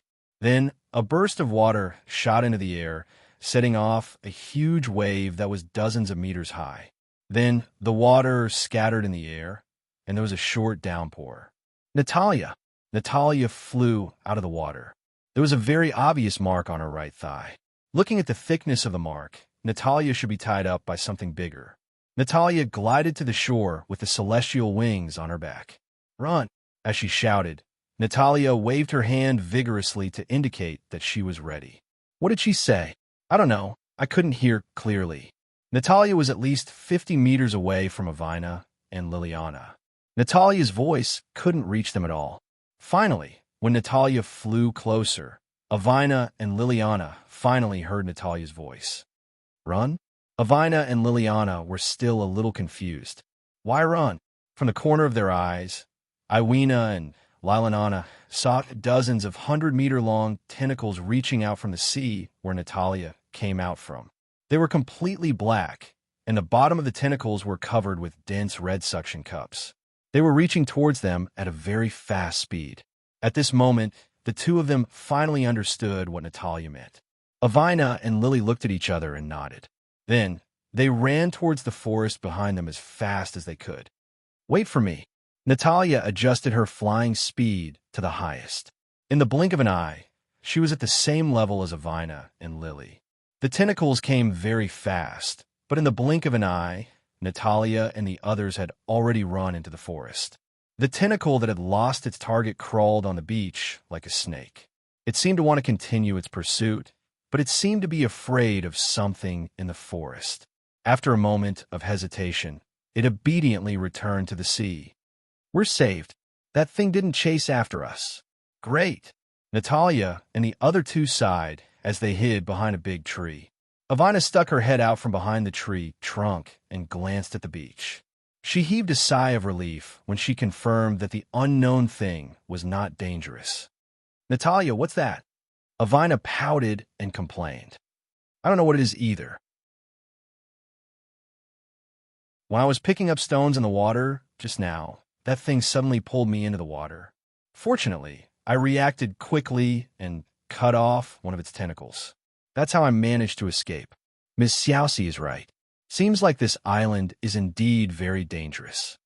While the two of them were talking, Lily suddenly realized that the little red flag that was pinned to Natalia's waist had disappeared. Natalia, your flag. Natalia hurriedly looked at her waist. It's gone. Why is it gone? It was still here just now. The little red flag was a very important item in this island battle. Every contestant would have a little red flag with them. The rules of the competition stated that the contestants had to place the little red flag in a visible position. Once the little red flag was broken, the contestant corresponding to it would be eliminated. The eliminated contestants would be forced to activate the teleportation portal and be sent back to the Gaia Hall. Ah, it's over there. Natalia looked along the path that she had taken just now and realized that her little red flag had fallen beside a big tree. Ah, that's great. It'll be terrible if the others discover it. Just as Natalia was about to bend down to pick up the little red flag, something suddenly jumped out of nowhere and snatched the little red flag from the ground. Get it back to me. Natalia took a closer look and realized that the thing that had snatched her little red flag was a very short creature. It had a red turban on its head and was dressed in a pair of ragged shorts. It looked very sloppy. Natalia, that's a goblin. Raynana warned. Got it. Little thing, be a good girl and return the thing in your hand to me. Goblins were creatures with very low intelligence among the orcs. Natalia was afraid that the goblin would not understand what she meant. She kept gesturing the little red flag with her fingers. Oh. The goblin made a lot of noise and said something that Natalia did not understand. Oh no, I didn't listen much during the orc language class. I don't understand a thing now. Avina, do you know what it's saying? Natalia turned around and asked Avina for help.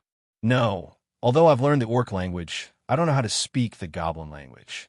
As everyone knew, the languages of low-level orcs had always been unique. As the saying goes, the environment nurtured the people. The goblin's life path was different from other orcs, so it was impossible for it to speak the traditional orc language. Just as the two of them were confused by the language problem, a reliable Lilina stood up. Let me try. Lily walked to the side of the goblin. That's... Natalia saw that Lily was sitting in a duck position in front of the goblin as a form of negotiation. The duck position, also known as the lowly position, referred to a very difficult squatting position. It combined the advantages of squatting and sitting. As it had high requirements for the ligaments, Natalia had tried many times without success. When the goblin saw Avina suddenly sit down in front of it, it was a little flustered. Yeah. Avina opened her small pink mouth and imitated the goblin. You roar. Yeah. What the hell? Avina actually started talking to the goblin. Avina, can you understand what it means? Although I can't understand it completely, I can understand the general meaning. You're tuning in to the Warrior Lore YouTube channel. Don't forget to subscribe and join us on this journey to catch the most captivating stories.